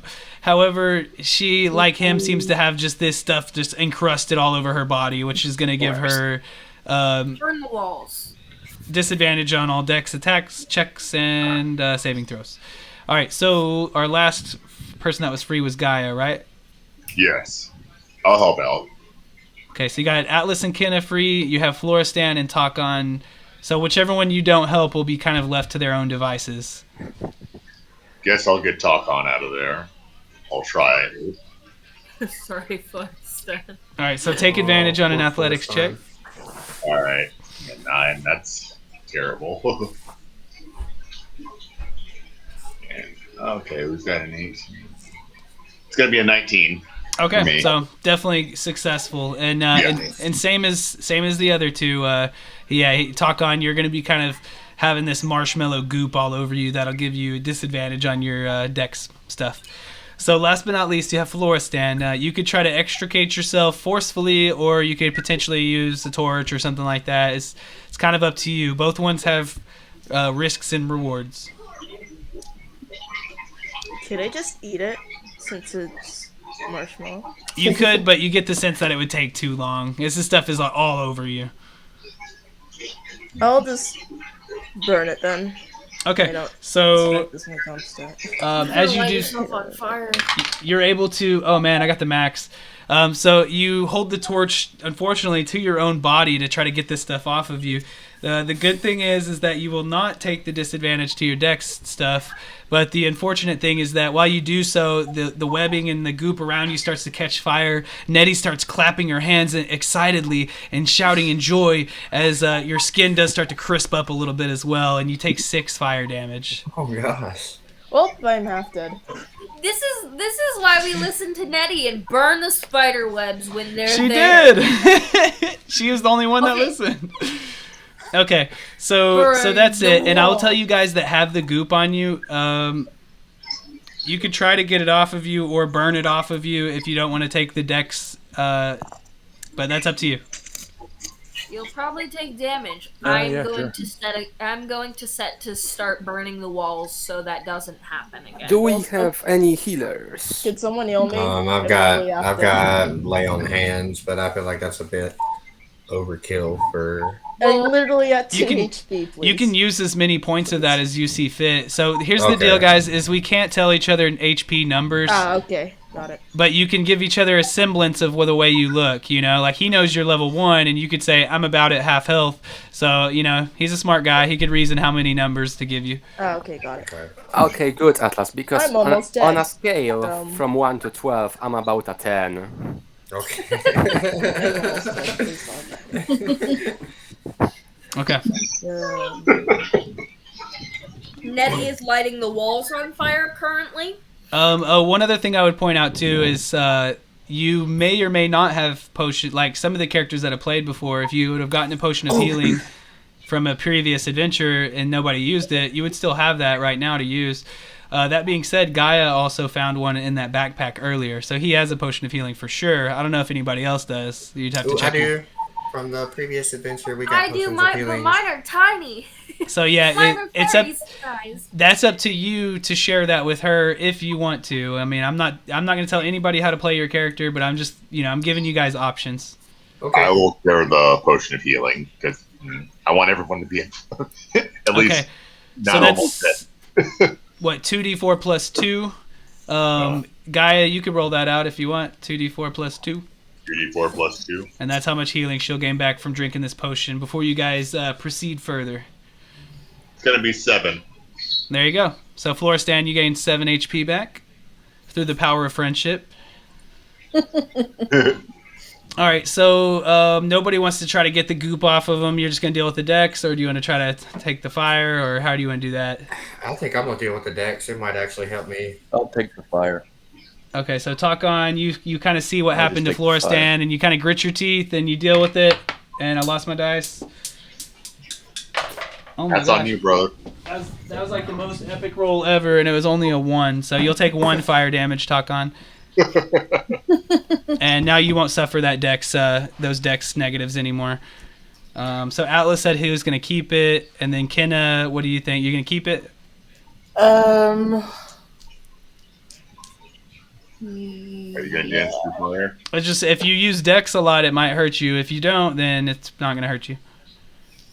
No, I think I'm going to be okay. Okay, cool. So yeah, you're kind of licking your wounds, so to speak, even though there might just be marshmallow incrustations. But you proceed further on down the tunnel, hoping not to be burned the walls. And you're kind of you can burn things up as you go to prevent it from happening again. But so now, as you guys approach what seems to be the final chamber in the cave, you start to hear a high-pitched weeping. You come into a cavern, I guess, and you see web-covered walls. In the very back of the cave, though, this is another 30-foot diameter one, similar to the one you were just in. You see a creature there. He's a spider-like humanoid creature. We're going to change the map over. Oh, there's music.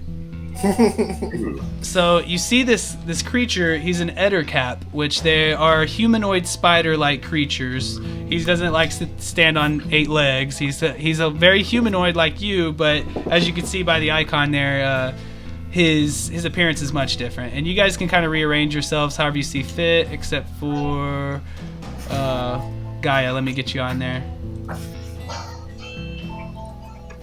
Boop. There you are. Sorry about that. Okay. Red is HP, right? Yeah, red is HP, blue is AC, if y'all feel like setting that up. So yeah, you can kind of place yourselves however. No immediate sense of danger as you realize the ettercap is kind of guarding a very beautiful, shiny, almost crystalline marshmallow goat that you would recognize as probably being buttermilk. And he seems to kind of be a little bit protective over the creature, and he's kind of like sad and sobbing to himself a little bit, and he doesn't immediately attack you guys. So you are free to, you can engage with him however you see fit. Should we try to talk to him? Yes. No, it's probably going to be a boss fight, right? I'm gonna try to talk to him. Okay, what would you like to say? Does he speak Sylvan? He can speak just regular common. Well, I'm still gonna try Sylvan. So you try Sylvan, and he looks at you. perplexedly for a moment, and let me just double check, but I don't think so. Yeah, We're in the no. Feywild. Right. So no, he doesn't speak Sylvan, and he just kind of Very looks well, at. So in a high pitched voice, he kind of looks at you, and he's like, I speak common. Well, that's just quite lame, isn't it? Yeah, I mean, rude. I can do other cool things though, but why are y'all in my home? Why are you invading my home? We're looking for that. That, and he kind of clutches buttermilk to his side, and you see him kind of like get a little bit of her milk and like suckle on it, and he's like, the sweet flavor of blood. Ah, it's so good. No, I need buttermilk. Why do you No. need buttermilk? If you need her, you can always just ask the farmers. If you'll be friendly, I'm sure they will consider it. Okay, So- I had to kill the music. We're having some kind of echo Yeah. there. We may just work on that in the future. If you think it might be you, kind of maybe try to work on that. But I'm not gonna worry about it right now. We'll just turn it off. All good. But that okay, yeah. What was the last question? Why do you need buttermilk? Cause her milk is delicious. It tastes like warm blood. I don't But mind don't you- finding food elsewhere, but it's so easy if she's here. And again, you see him kind of like take some of her milk, which just seems to be like regular milk. But as he's kind of like, he's like, oh, blood. It's so But good. But don't you need blood to survive? Don't you need to like? Like You know- actual blood? Yeah, don't you need like actual blood? Well, I've kind of just been eating this all day, and I feel pretty strong. I don't know. Oh my god, that's milk. know. So as you start That's to talk totally to him, different though, than blood. you do get the sense that he seems upset and agitated, but he is kind of happy to have someone to listen to him. Why are You you know- upset? Well, it's kind of a long story, but he kind of sees all your like weapons and things like that. You're not gonna kill me, are you? I will fight back if I have to. Not unless you're trying to Depends. kill us first. Silly. Well, We'd rather not if we don't have to. Yeah, we'd rather not. if you want to hear the story, then I'll tell you. Yay, story time. Yes, tell us your story. Well, I got I'm gonna, this. go, I'm gonna go sit in front of him. I got this goat here from a nearby farm. It's called the Fuzzytail Farm. A bunch of herringons are there. You might have come by the place. But I gotta tell you, they have a secret there, and I'm part of it. Ooh, what's the secret? Secret. Buckle up for this one, but we all used to be part of a bandit gang called the Bloody Bonbons. And Farmer, he was our leader. And it seemed like they really loved me because I'm so strong and I was able to create all these cool traps with my webs for them. But after a while, I could tell that Farmer wasn't that into it anymore, and he started planning less and less for us to do until eventually he said he was going to leave us all together and form a farm. A farm? What? And the thing is he took everybody else with him to work on the farm that wanted to, and he didn't even ask me. They abandoned me, and now I'm here all by myself. And you know what? Someone has to pay for that. And so I've been going in there and destroying the farm. Have you tried actually talking to him about that? I don't know how to approach the situation because they've abandoned me. I've been here all by myself for so long. Yeah, how much is so long? Seems like you can tell he's not great with numbers or a countenance of time necessarily, but it could even be years now. I feel like our last raid was so long ago. Well, Would you be willing to go there with us? We'll assist you and even be on your side if you try to talk to him about that first before sabotaging his farm. My original plan was to destroy the farm and smash it up real nice. So then he would be forced to go back to the old bandit ways and he would need me again. But if you think you could kind of break the ice and get us to talk, then yeah, I'd be willing to try. yeah, let's do that. Oh, also, I have one question. Yeah? Are you the one that made the stew in the witch's house? No, I think there's just some old incantations on that place from an old witch. No one really goes there, but Would you want some of the stew? No, stop it. It does look pretty good actually. But Actually, maybe. I've been slurping Bro, on it was buttermilk's so teat good. for an hour now, and oh man, it's good. Bro, it's so good. Trust me. These guys don't know what they're talking about. It's the best stew you ever had. So he like dabs a little finger and he's like, I'm getting hints of spider cocoon and marshmallow goat, and is that chocolate truffle too? Oh, that actually is pretty good. That's pretty good. Y'all didn't try that? He like picks up one of the humanoid fingers and like licks it. Oh look, and there's even some little dippers. Oh, that's good. So with that, he definitely is willing to follow you guys back, and you kind of retrace your steps back to the farm, and although it's like pretty deep into the night, you can tell that the Herringons there have just been, awaiting your return, and as you do, you return to the farm in the company of Silky, Buttermilk, but not his spider companion, because y'all totally killed him, and he doesn't really ask anything about that yet, but as you go through the tunnel, he like stops at the side tunnel and he's like, yip yip, he's like calling to the spider and it never comes, and he's like, huh, he kind of scratches his head, I'll have to check up on him later, and yeah, let's just get out of here. So he keeps on going through.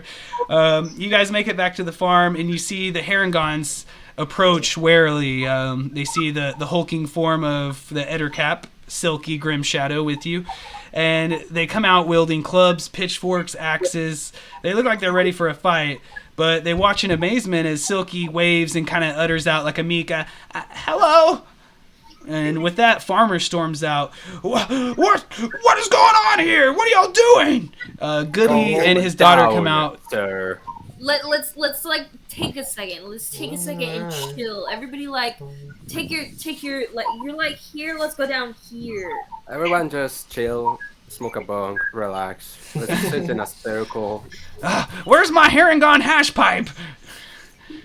Anyway, your friend here, you need to be nice about this because otherwise I'm gonna get upset. So you see him kind of like his chest is kind of heaving as, he's got a lot of emotion coursing through his little furry form, but fine. And he looks at Silky. If you're responsible, you should never show your face here. Silky kind of stands forward and he admits to his follies, but he's, well, I had to do it. Farmer, you wouldn't listen to me, and you left me all alone. And as he does, Farmer is kind of nervously glancing at Goody the whole time. And as Silky kind of recounts some of the way that he felt, some of the things that he had just explained to you guys, you realize that Goody had no idea that Farmer was a former bandit, and he's very nervous about that. And after Silky kind of says his piece, he kind of is quiet for a moment, and then instead of addressing Silky, the more important thing to him really is his wife, and he turns to Goody and he's like, well Goody, will you let us stay even though we used to be such heathens? And she kind of looks very disapproving for a moment. She says, well, I always knew there was something about you guys. I just could never place it, but I trust that you guys are up to no good, or not up to any bad things anymore. Mischiefs. And I feel like you guys can do better, and I know you will. And with that, she kind of grabs Ella, who's like protesting wildly. No, Mom, I want to see what happens. Stop. She says, shush. And she kind of leads her back into the house. And the Herringons around start to kind of to put their weapons away as Silky and the farmer kind of approach each other. And you get the sense that they're not really sure how to proceed. You could make some suggestions if you like. Or if we could simplify it with a persuasion check if you like. However you guys want to approach that. You can see they're kind of shifting a bit awkwardly. I Who would is like the to best at attempt to... persuasion? Wait. Hold on, let me check my persuasion. Yes, I would like to attempt persuasion on this. How much? Can I What's your attempt persuasion modifier? as well? Oh, it's a 1, but I'm still gonna try. I have +4. Maybe Yeah. When I assist Mordecai. Okay. How about, guys, we do a group persuasion? Since everybody seems like they want to be Group involved, persuasion. we'll do a group persuasion, and you have to have a majority of successes to succeed. Okay. Okay. Come on. That's not nice. All right, so I have my chat up. I see Mordecai's out. 13 plus 3 is 16. 10 Talk on total. failed. Talk on and Mordecai failed. Kenna fails. Oh no. Oh no. That's a 16 for me. So you succeed. Was it I'll use here. Atlas succeeded. So you got 3 fails, 2 successes. How about you, Nettie?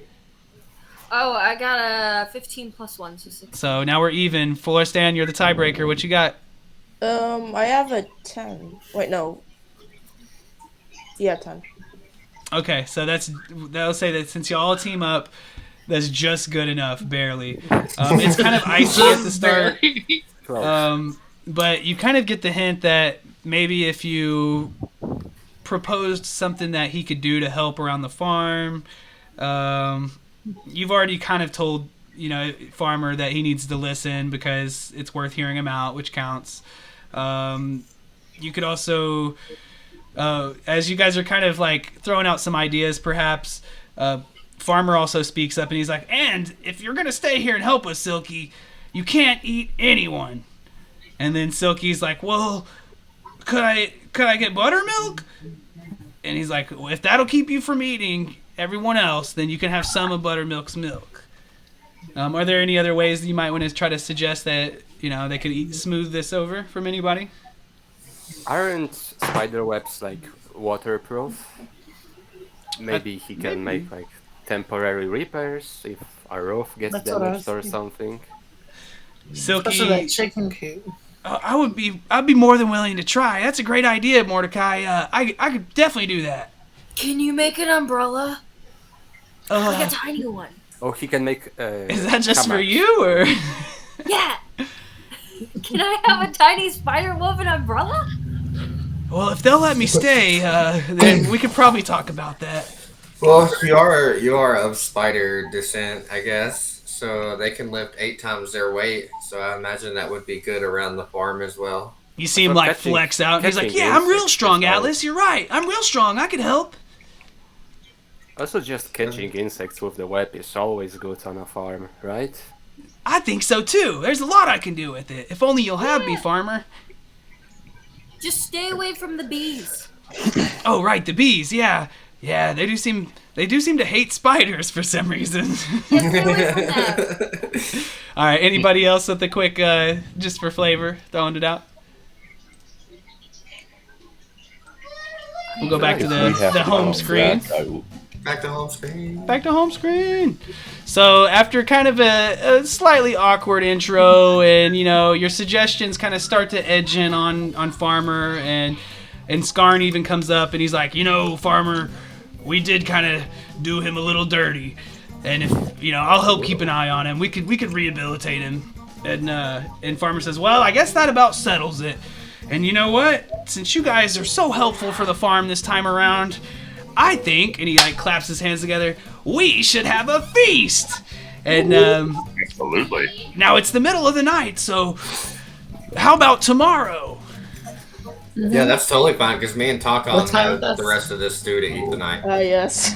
Does So- that mean I get to have a long rest? Yeah, everybody, I'm gonna you go kind of get sleep in good the lodging barn. there with the family, and everybody kind of But tucks wait. in. There's I'm more. taking a long rest.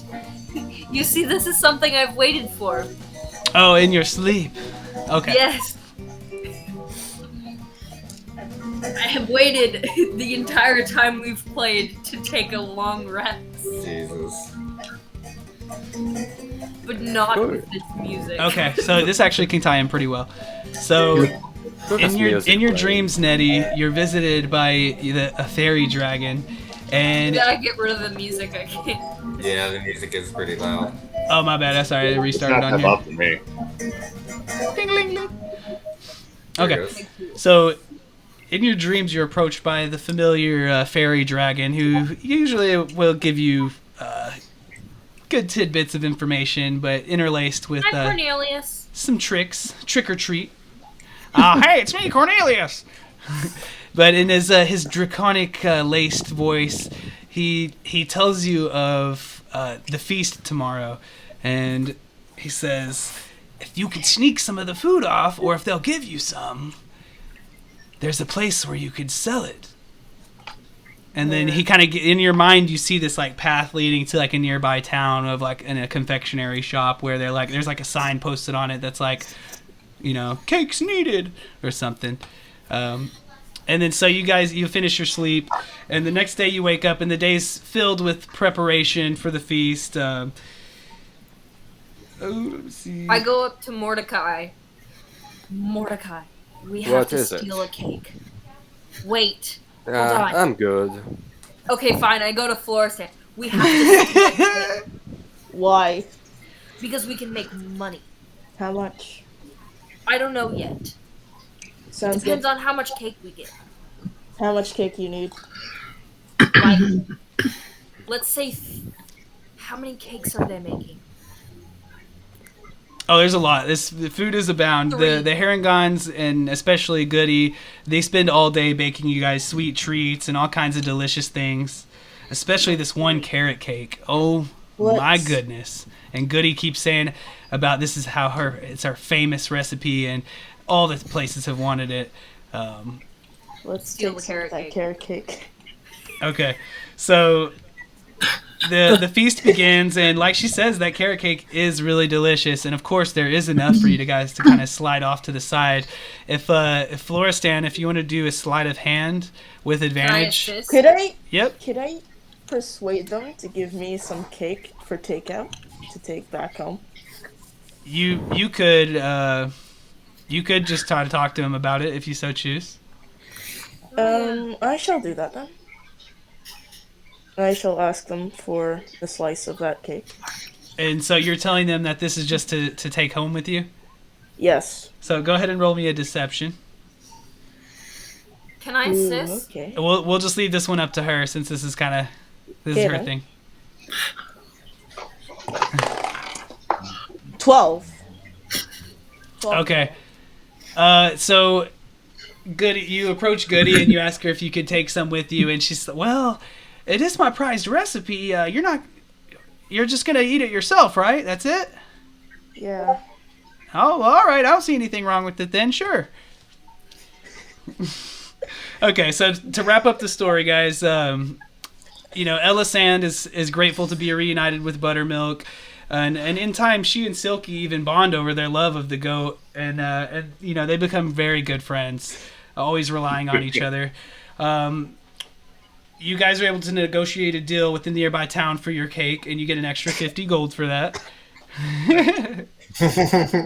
So, regardless of the outcome, which y'all's outcome was quite positive, I would say that Farmer, he lets you guys know that he's completely done with the bandit life, and in that he brings you out a little chest, rectangular shaped chest about the size of your arm or so, and he comes and he says, well, I used to get a lot of use out of this in my old days, but I've had to hide it from Goody for too long, and I don't need this around anymore. And he busts it open, and it's actually the Herringon Club. It's the event award that everybody gets. And so this is the end of the session, guys. Good job. This is a lot more roleplay heavy. I hope y'all enjoyed it. I certainly did. What's the name of the session? Yay! Awesome. And so for our service rewards, our stream is at about, I would call it 3.5 hours, because if I ended at 4:45, we'll be at that time. So I'll stay on here and I'll keep the stream going for another 20 minutes. If anybody has any questions on how to log on your adventures log sheet, or what the DM service rewards mean and how to cash out on those and things like that. Yeah, absolutely. Excuse me, Noel. What amount of gold did we get? That's a great question. So first we'll go over all the total rewards right quickly. Where did I put that? Oh, it's on the right sheet. What's the name of the adventure? Like the So code? the adventure code is LN1, and then the name of it is Fuzzytail Farm and the Candy Goat Massacre. Yeah, Fuzzytail Farm and the Candy Goat Massacre. I'm waiting on someone to give me a link to a bunch more Feywild Adventure League adventures. So if y'all guys like the kind of wacky goofiness of this, we could certainly plan our return. Oh, absolutely. Cool. Yeah, that's funny. We've got some planned for Icewind Dale, Frozen Wasteland type place, kind of like Skyrim basically, and then we've got some. And then we have some planned for kind of the area we were around too, the Moonsea region. Okay, so as far as total rewards, let me get all the gold cashed up. So let's see. You got 50 gold for selling the cake. You found the garnet, the coins, and the gold buttons. So that all comes out to 500 gold. So we'll divide that up by 6. Here, I can do that real quick. Looks like Takon's got us. 500 divided by 6. Or 7, That right? is I'm so 8. sorry. 7, my bad. 500 divided by 7. Yep, 500 That divided by results 7. in everybody having 71 gold coins. Okay, so everyone gets 71 gold, as he said. Thank you for that. Awesome. All right, so in total, everybody gains 1 level if you choose to take it. And just to the reason I say choose to take it is because Adventure League works by tiers, and if you tier your character up out of tier 1, you can't play tier 1 anymore, and you'll be tier 2. So you'll get 1 level if you choose. You get 10 downtime that you can cash out on a couple different things. My main 2 things I always reflect on is if you're a wizard, you got a bunch of stuff you can do. But if you're just a spellcaster in general and you're proficient in Arcana, you can make your own spell scrolls. It's like free spell castings later on. If you're proficient in the herbalism kit, you could brew potions too. So you can make your own health potions and stuff. Question: if you don't take the level, does that? So the level just goes away. It's like if you don't use it, you lose it, but you do get all the other rewards. You still get the downtime, so you could just cash that downtime in for the level later if you choose. Okay. Or some people keep their character at certain tiers forever, and then that's like your tier 1 character, and then you make a tier 2 character or whatever. The only thing though is you can create a tier 2 character at level 5 for free. You can just do that, but you can't do that at tiers 3 and 4. So if you want to get to tier 3, which is like level 11 and above, you got to work to get there with your characters. Okay. Nettie is And shooting for the stars, but Can't we use our downtime for a level? That's yep. If you don't have anything else you want to use your downtime on, you can spend 5 downtime days to trade magic items with your fellows, or in between your own characters, or you could, as he's bringing up, you could spend 10 to cash in on a level at any time. You could be level 4 to go to 5. You could be level 6 to go to 7, however you see fit. So to wrap up really quick on the rewards, you got the level, you got the 10 downtime, we got the 71 gold. You got the Wand of Web. So again, that's in the little sidebar. Everybody has that now. It just requires attunement by a spellcaster. So if you're not a spellcaster, then you're not gonna be able to use it. You could always trade it to one of your other characters though later that can use it. You get a potion of healing. No wait, y'all use that. So you don't get the potion of healing. So you get the Wand of Web, and everybody gets the event award for the Herringon Club. And thank you guys for playing this because I do too now. So woohoo! Yay! Awesome. if we do more Feywild, you'll get to meet the rest of Nettie's family. Heyo. With the event awards, what I would suggest doing is making a folder on your phone or your computer or something and just putting them there. It's just they're pictures. So you could probably save the picture that I posted. I think you should be able to. Where it says event award, you can pull it up and there's the picture of the Herringon Club. You could save that image. And if it won't let you for some reason, just let me know and I'll send it to you. And you just keep that for your records. You have that whenever you want to apply it to one of your characters. Yep. Very cool. Alrighty, guys, I am off. Alrighty. And as far as service hours too, everybody got 3.5 service hours. Nice. Okay. I shall take my leave now. Alrighty, thank you so much, guys. Yeah. Bye. And if anybody ends up watching back or has been tuning in, we operate through Discord primarily. And if you want to join in, I could use another table set up as for another DM, or we could always have more players. First come, first serve on seats, of course. Awesome. And yeah, so I'll be touching base if anybody's. To, oh, go ahead. What you what's got? class again? I'm not class. I mean, what's your HP again? Isn't it 7 plus your Constitution? It depends on what class you are.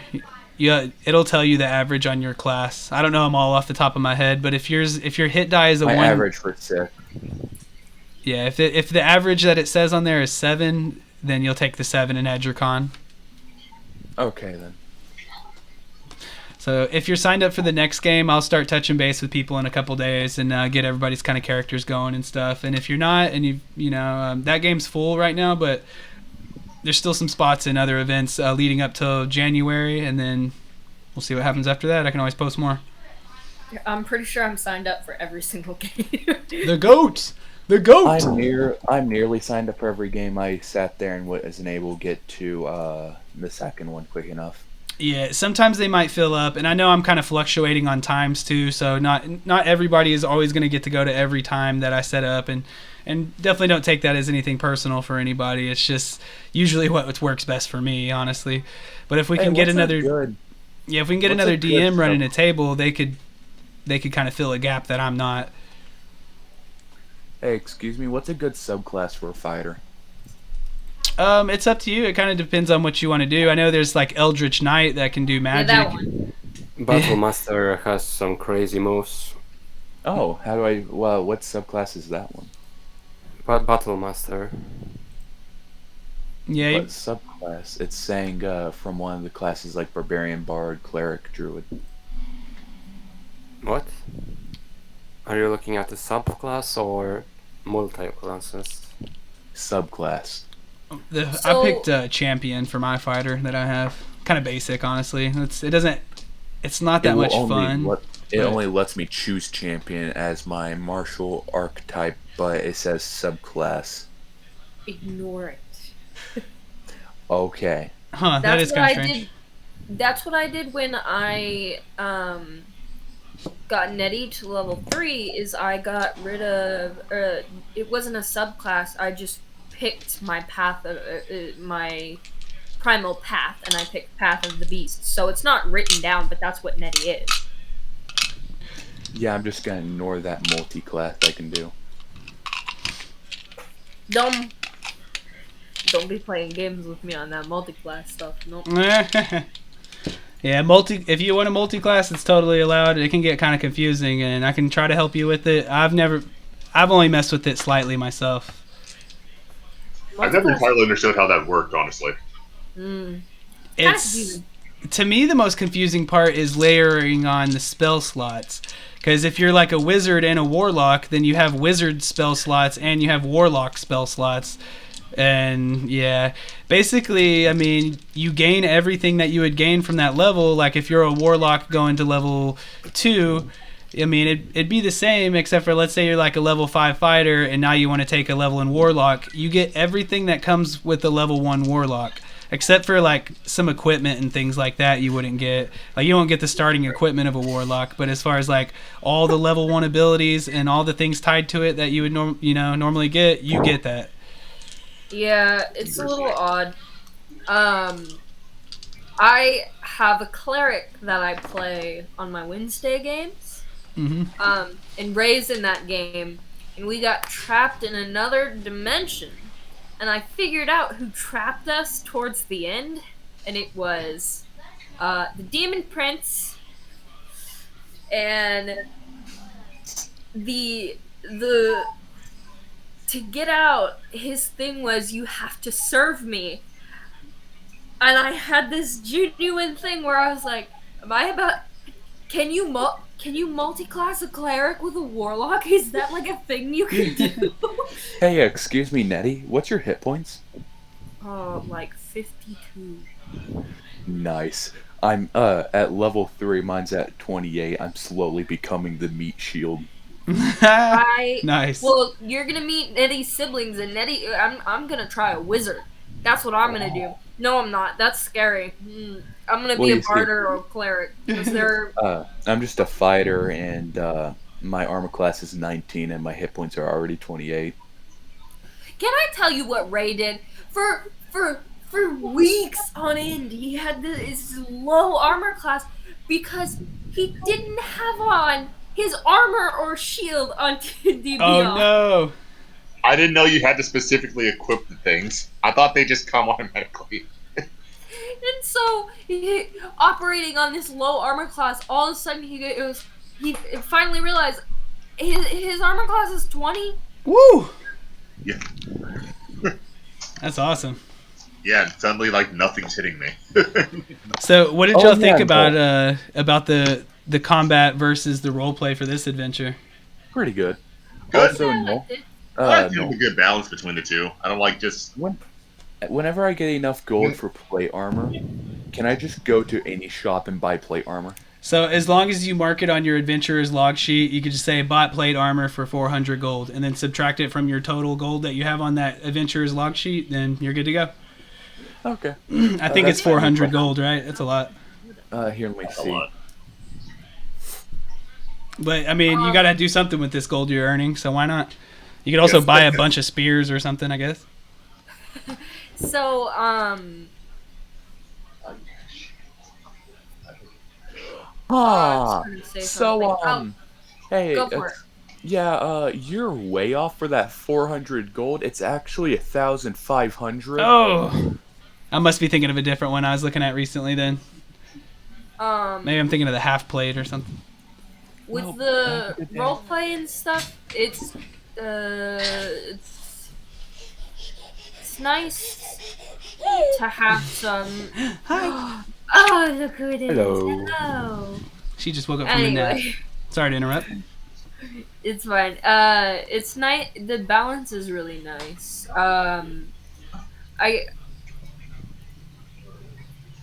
I feel like I get lost a lot in combat because my characters are stupid strong. So it's like, bah. I'm like lost. You Like- found your way right up there to that web. It's like the bone too and I also figured things out pretty quickly, but that's because I grew up playing puzzle games with my parents. So I try to key into a lot of different things all at once. So I figure some things out, like the bone. Yeah, and it's funny that you mentioned that in particular too, because it's more like I think that DMs should reward ingenuity, because I could tell you in that module it doesn't say anything about that bone being hit or destroyed or anything like that. So whenever you threw up that idea, I just went with it because I thought it was a good idea, you know, and that's kind of what I would do for anybody in any situation. Like, there's never going to be an A plus B equals C to everything. So it's like, hey, you know, like, honestly, I thought everybody would travel around the farm together earlier. And instead, everybody immediately was like, I want to go do this. Well, I want to go do that. Well, I want to go do this. And I was like, okay, that's fine with me. Like, I'll roll with it. But that wasn't how I thought everybody would be together. I was planning all these group checks and different things like that. And all of a sudden, I'm like flipping through my notes like, oh, crap. But even still, you know, you want that kind of like initiative for people to take and stuff. Yeah, and I like, so my normal group, we're very chaotic, like sometimes unruly chaotic, so it's nice to, oh my gosh, stop doing that, adorable. Not fair. She's like, let me play D&D, guys. I'm a fairy. Horrible. I'm a fairy princess. All right, I'm sorry. It's fine. Quit interrupting, Evan. It's so sometimes it's a little overbearing roleplay wise, because and I'm part of it, so it's nice that we have this like balance of personalities instead of just like 6 chaotic people all at once. I could see that, yeah. Especially with having 7 players at a time. If we had everybody doing that at once, it would get pretty crazy. And it has happened. Like, I think this session was much better than last session as far as everybody being conscientious of each other and things like that. Yeah, I personally like, don't. huh? Go ahead. It's nice to play in other games outside of my regular. Well, this is a regular game now. Yeah. So it's nice to have a change of pace. because I play a chaotic evil cleric in my other game. Nice. Yes, her name is Willow. She is a force to be reckoned with. She did, in fact, summon Talos down. But Jeez. that's because I was sad. It's having a bad And my day. DM was very, very nice. He's probably a little too nice to me. Gotta make it fun, though.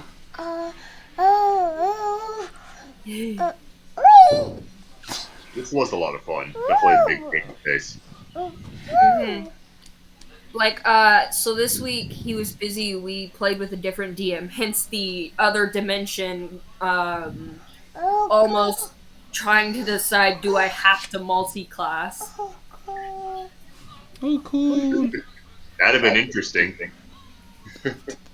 Yes, because Willow calls Talos dad because that's the only parental figure she ever had in her life was a dad. So That's she's awesome. just like, Dad! I love that. And my DM, I roll a D100 every time I want to talk to him, and I usually fail. So he just lets me do it because I usually fail. And if I do it too much, I get pelted with apples or struck by lightning. Cuckoo. Is that kitty? But she has, her hammer was enchanted by a wizard. It does, on impact, does an additional D4 lightning damage. And Nice. I cursed 2 people. So now anytime they try to drink alcohol, they get shocked. Oh my gosh. Yeah, I accidentally did a good deed while trying to curse somebody. Mm-hmm. But Accidentally. then there was the Deck of Wonders, and I created the demi-plane of alcoholic beverages and accidentally sent one of those cursed people to there.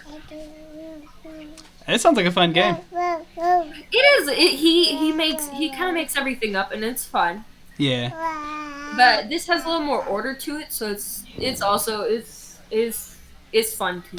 Yeah, there's definitely going to be pros and cons to both. I mean, being able to mold a story around characters, I think, is something we all want from Dungeons & Dragons. And unfortunately, we don't get to do that as much with Adventurers League, but, yeah. Until Nettie shows up and is like, hey, what's up? We're in the Feywild now. I know, I thought you'd love that too. And it's funny because I was even kind of talking to my wife about that beforehand, and I was telling her about how you always like to dye people's hair and how I was going to get my guy to like ask you for a favor or whatever. And she actually kind of helped me hone in the idea of being like, oh, you know, you should say that he found like a rare flower that he made into a pigment for her to dye people's hair. She's like, she'll love that. And I was like, yeah. I did in fact love that. She said she did love it, babe. She gave me thumbs up as she's eating cookie pie. But yeah, there's one more level, or tier 1, right? Before tier 2? As far as the adventures we're running? Yeah. Yeah, the next one, so pretty much everything from here on out is either going to be like winter themed or Christmas themed, so that'll be fun. And the next one starts that, and I believe it's going to be tier 1, and then I'll look at the events real quick. It was trash. So yeah, the next one will be tier 1 for 2 hours, and then the next 2 after that are going to be 4-hour tier 2 adventures. And it's really funny because the ROG, the Frozen Path to East Haven, that one's just like a regular Icewind Dale adventure in the Frozen Waste. It'll be fun. But this one that's on Saturday, December 18th, the Winter Wonderland, that one is literally about like you're doing work for Santa and you end up going up against like classic Christmas tropes and stuff as enemies and things like that. So that'll be pretty fun. That one actually is tier 2 as well. I was kind of surprised to see that. I would like to become Santa. You may be able to. But yeah, so those will be 2 tier 2 adventures, and then we're going to do that Wednesday game, that Siege Ball, which I can only have 5 players for that one, and it'll be kind of a random one-off thing. And looks like with Malcolm just joined, we have 4 players for that right now. I only have 1 more spot. It's like a fun It's a fun game. It's kind of like a cross of like soccer and like Quidditch or something, but for like Dungeons and Dragons. Yeah, you're trying to get a ball and a goal and kill each other along the way, pretty much. Who's all playing? On the Siege Ball, it looks like we have, of course, the wonderful Kaya's Jello, but That's me. Super Booty Bump, so that's Atlas. You got Malcolm, and then Kat, so the girl that plays Amia and Floristan. So yeah, still one more spot. What's up? It's gonna be 23rd. I'm not sure if I would be there. Yeah, I So know I'm that. not gonna click. That one's totally random. I really did just kind of throw that on as kind of like a fun Christmas thing we can do pretty close to, like the next day. That's going to be Wednesday, and then that Thursday I'm taking a trip back up north. So that weekend that we won't actually do anything. So this kind of replaces that in a sense. And yeah, if there's only 5 spots, and it's like whoever could make it, cool. If not, hopefully we'll get the 5. That being said, one game just filled up completely. I think now 1, 2, 3, 4, 5, 6. It's weird. This one's like further into the month. Let me see real quick. January 1st, we have a Christmas themed game, and it's full. So I'm about to post that onto the Discord with the people that are in it and everything. Nice. I can't. Oh wait, in different time zone. Okay. One more time. I'm sorry. No, this. You said January 1st, but it says January the 2nd to me. I figured it's different time zones. Oh, right. See, I was wondering if it automatically did that for you, and I'm glad that it does. I didn't know if it did or not. So you can see it in your time. It start at 1 a.m. for me, so I guess I won't be there anyways. Yeah, and if that happens sometimes, it's unfortunate, but that's why I kind of want to get more DMs in too. Like if we can get a DM that runs like earlier in the day, and then we have one that runs later in the day, then that'll kind of open it up for more people to play. I will play all of it. I know. I'm about to start tapping on you too, Rookie, to DM. I was about to ask, how do I go about this? Really? I mean, I'll work with you along the way, step by step, to get you set up in every single way that you might need. Other than that, there's like a little DM's guide that you could read. That's kind of like the Forgotten Realms Player's Guide PDF. It's pretty small, but it does kind of notate some of the differences between a normal game and then Adventurers League. Honestly, after that, all you'd have to do is pick an adventure, which I could probably give to you for free, or if Can it's I one. make my own? So you can make That's your. hard. You can, and it's through this Dungeon Craft program. And if you're interested in that, and you want to, I mean, I'm sure I would play test for you, and I'm sure other people here would too. Oh, don't worry, I'm gonna rip off from a niche video game RPG, so I know what I'm doing. Nice. So if you're interested in the details for that, you can go to that Organized Play website under Dungeons and Dragons. So you can just type Organized Play D&D and it'll pop up for you in the search bar. And if you go down to the bottom, it's called like Dungeon Craft Wild Beyond the Witchlight something or another. I was actually just looking at that a few days ago because I'm kind of interested in trying to do that too. Apparently the way it works is you can get it published through DM's Guild, and once you do, it becomes available for all people to play, and just like we're doing with this adventure. So I have to tell you, my DM is way too nice, and we have dragons. All right, that's plural. Yes, we have plural dragons, but not just any dragons. These dragons are tiny. We have one big one, a brash dragon named Tourbillon. She's great. She stuck her head in a wall. It's fine. We fixed it with a cake. But bonk. Our one of our bards failed their baking check and made drywall. And so we fixed the wall with it. So, I mean, it looks like it'll hold. Yeah, it worked. And these dragons are something I read about. They're called minor dragons. And they all do different things. The blue one's secondary breath weapon, other than just like, it has small spits of acid for protection. Its secondary breath weapon is bubbles. And I begged and begged and begged. And he said, fine, you can have them, but their horde has to be frogs. And so I went and bought a bunch of frogs, and now we have... How many do we have, right? I believe we have 3, if not 4. I can't remember exactly. We Wow. have 3 tiny ones. We have flute, trumpet, and tuba. And then Yes, 3 tiny and 1 big. and then Tourbillion's the big one. And then we're getting more because hold on. Hold on. Let's go get Opal. I'm good. Let me get him. We're pet fiends. Me and Ray are pet fiends. Absolutely. See, you need to be a wizard or a warlock so you can get a familiar. But hey, guys, I'm going to go ahead and check out. I definitely appreciate the heck out of y'all. And anybody who've used the stream, feel free to holla at us and we can get you involved in the group.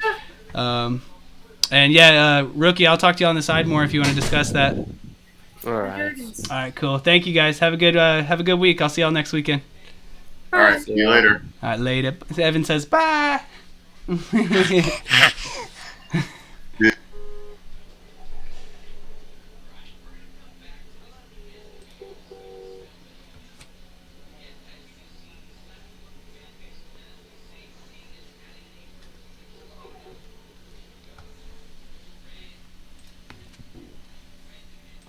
me schedule the next game and then take a dang break.